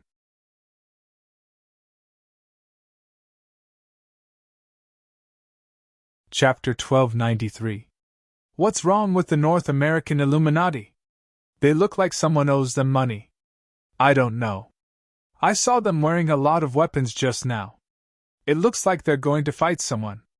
Whatever. It's none of our business, Jomiai said nonchalantly. Not only did Jomiai and Darinko realize the problem, but many people in the North American Illuminati's headquarters also realized it. Nevertheless, they were the kind of people who didn't care about it. The headquarters of the North American Illuminati is so big. When can our headquarters be so big? We can have a few hundred people and it won't be crowded, Jomiai said enviously. We only have 8 people. Why do we need to build it so big? The North American Illuminati only have around 20 people. They didn't build it so big. I think that if they have money, they should spend it like this. That's how they can show off their authority. Look, they're coming out. Darinko, why do they all have white hair? Is it a trend to dye their hair white? No, it should be some kind of secret technique. Darinko shook her head. But I don't know what it is either. Russell Nanda's expression was extremely serious. He didn't smile, just like a volcano that was about to erupt. His subordinates behind him were also filled with righteous indignation. At the same time, Qin Zhao was driving his car. Zella sat beside him, but her face was extremely pale and her body kept trembling. The 2 buses in front of them took the lead to clear the way. Zella was pregnant, but now one of her arms was cut off, and now she was in a state of collapse. Vaguely, she regretted attacking Qin Zhao's home without investigating him thoroughly. Just then, West called. President, the headquarters of the North American Illuminati should be in front. If we're going to attack someone's headquarters, we should just knock on the door, Qin Zhao said. In the previous 2 attacks of different degrees, the enemy had just knocked on the door. Everyone in the bus also felt that since they were going to fight, they should indeed appear like this. Boom! The door of the North American Illuminati's headquarters was knocked open. Jomiai and Darinko were both shocked. Who is it? Is it an enemy? The North American Illuminati are preparing for battle and waiting for them? Darinko was shocked. Huh! Amy, look at that person. Jamies looked over and saw Qin Zhao. It's him? Why is he here? Jamies had an incredulous look on her face. Qin Zhao got out of the car with his hands in his pockets. The members of the supernatural organization also got out one after another. West held the head in his hand and strode to Russell Nanda. He casually tossed Appleton's head in front of Russell Nanda. Mr. Russell, this is yours. I'll return it to you. What do you mean? Russell Nanda and his men glared at West angrily. That's what I mean, West said calmly. Bastard! Russell Nanda was furious. This is murder. Murder? You sent people to attack our leader. His wife and children are at home. You also sent people to attack our members multiple times. We are enforcing justice. Now, the supernatural organization is officially declaring war on the North American Radiant Society, West said coldly. Although West was usually calmer, even a clay figurine would have some anger. After being harassed so many times, West could no longer keep his cool. Moreover, they'd really gone overboard this time. They'd actually gone to Qinzhao's house and attacked it. Even if they were judged internationally, they would still be in the right. As an authoritative supernatural organization, they were not allowed to carry out such attacks that involved ordinary people. This could even be judged as a supernatural terrorist attack. Russell Nanda's face was green. He didn't speak anymore. In this situation, words wouldn't be as effective as fists. Do it! Russell Nanda roared. 2 white-haired men charged at West, but when they were less than 5 meters away, they suddenly paused. The next moment, an extremely fast figure charged out. The 2 white-haired men felt a chill on their necks and their bodies fell to the ground. When everyone saw who it was, they were all dumbfounded. Ein Elite! I seem to remember that your people didn't sign the insurance contract that day, right? Do you want another one now? Ein Elite smiled at the people from the Radiant Society. Damn. Paco, Luo, and it's you. Russell Nanda's expression turned serious. He remembered Ein Elite. Back then, he and Zella had wanted to rope Ein Elite in. He didn't expect Ein Elite to be from the supernatural organization. Ein Elite and Wester worked together seamlessly. It could be said that they were the complete opposite of each other's attributes and magic. West's slow field was extremely slow, while Angelite's speed spell was extremely fast. These 2 completely opposite magic spells brought them terrifying lethality. Who are those people? That uncle isn't an ordinary person? They're so cruel.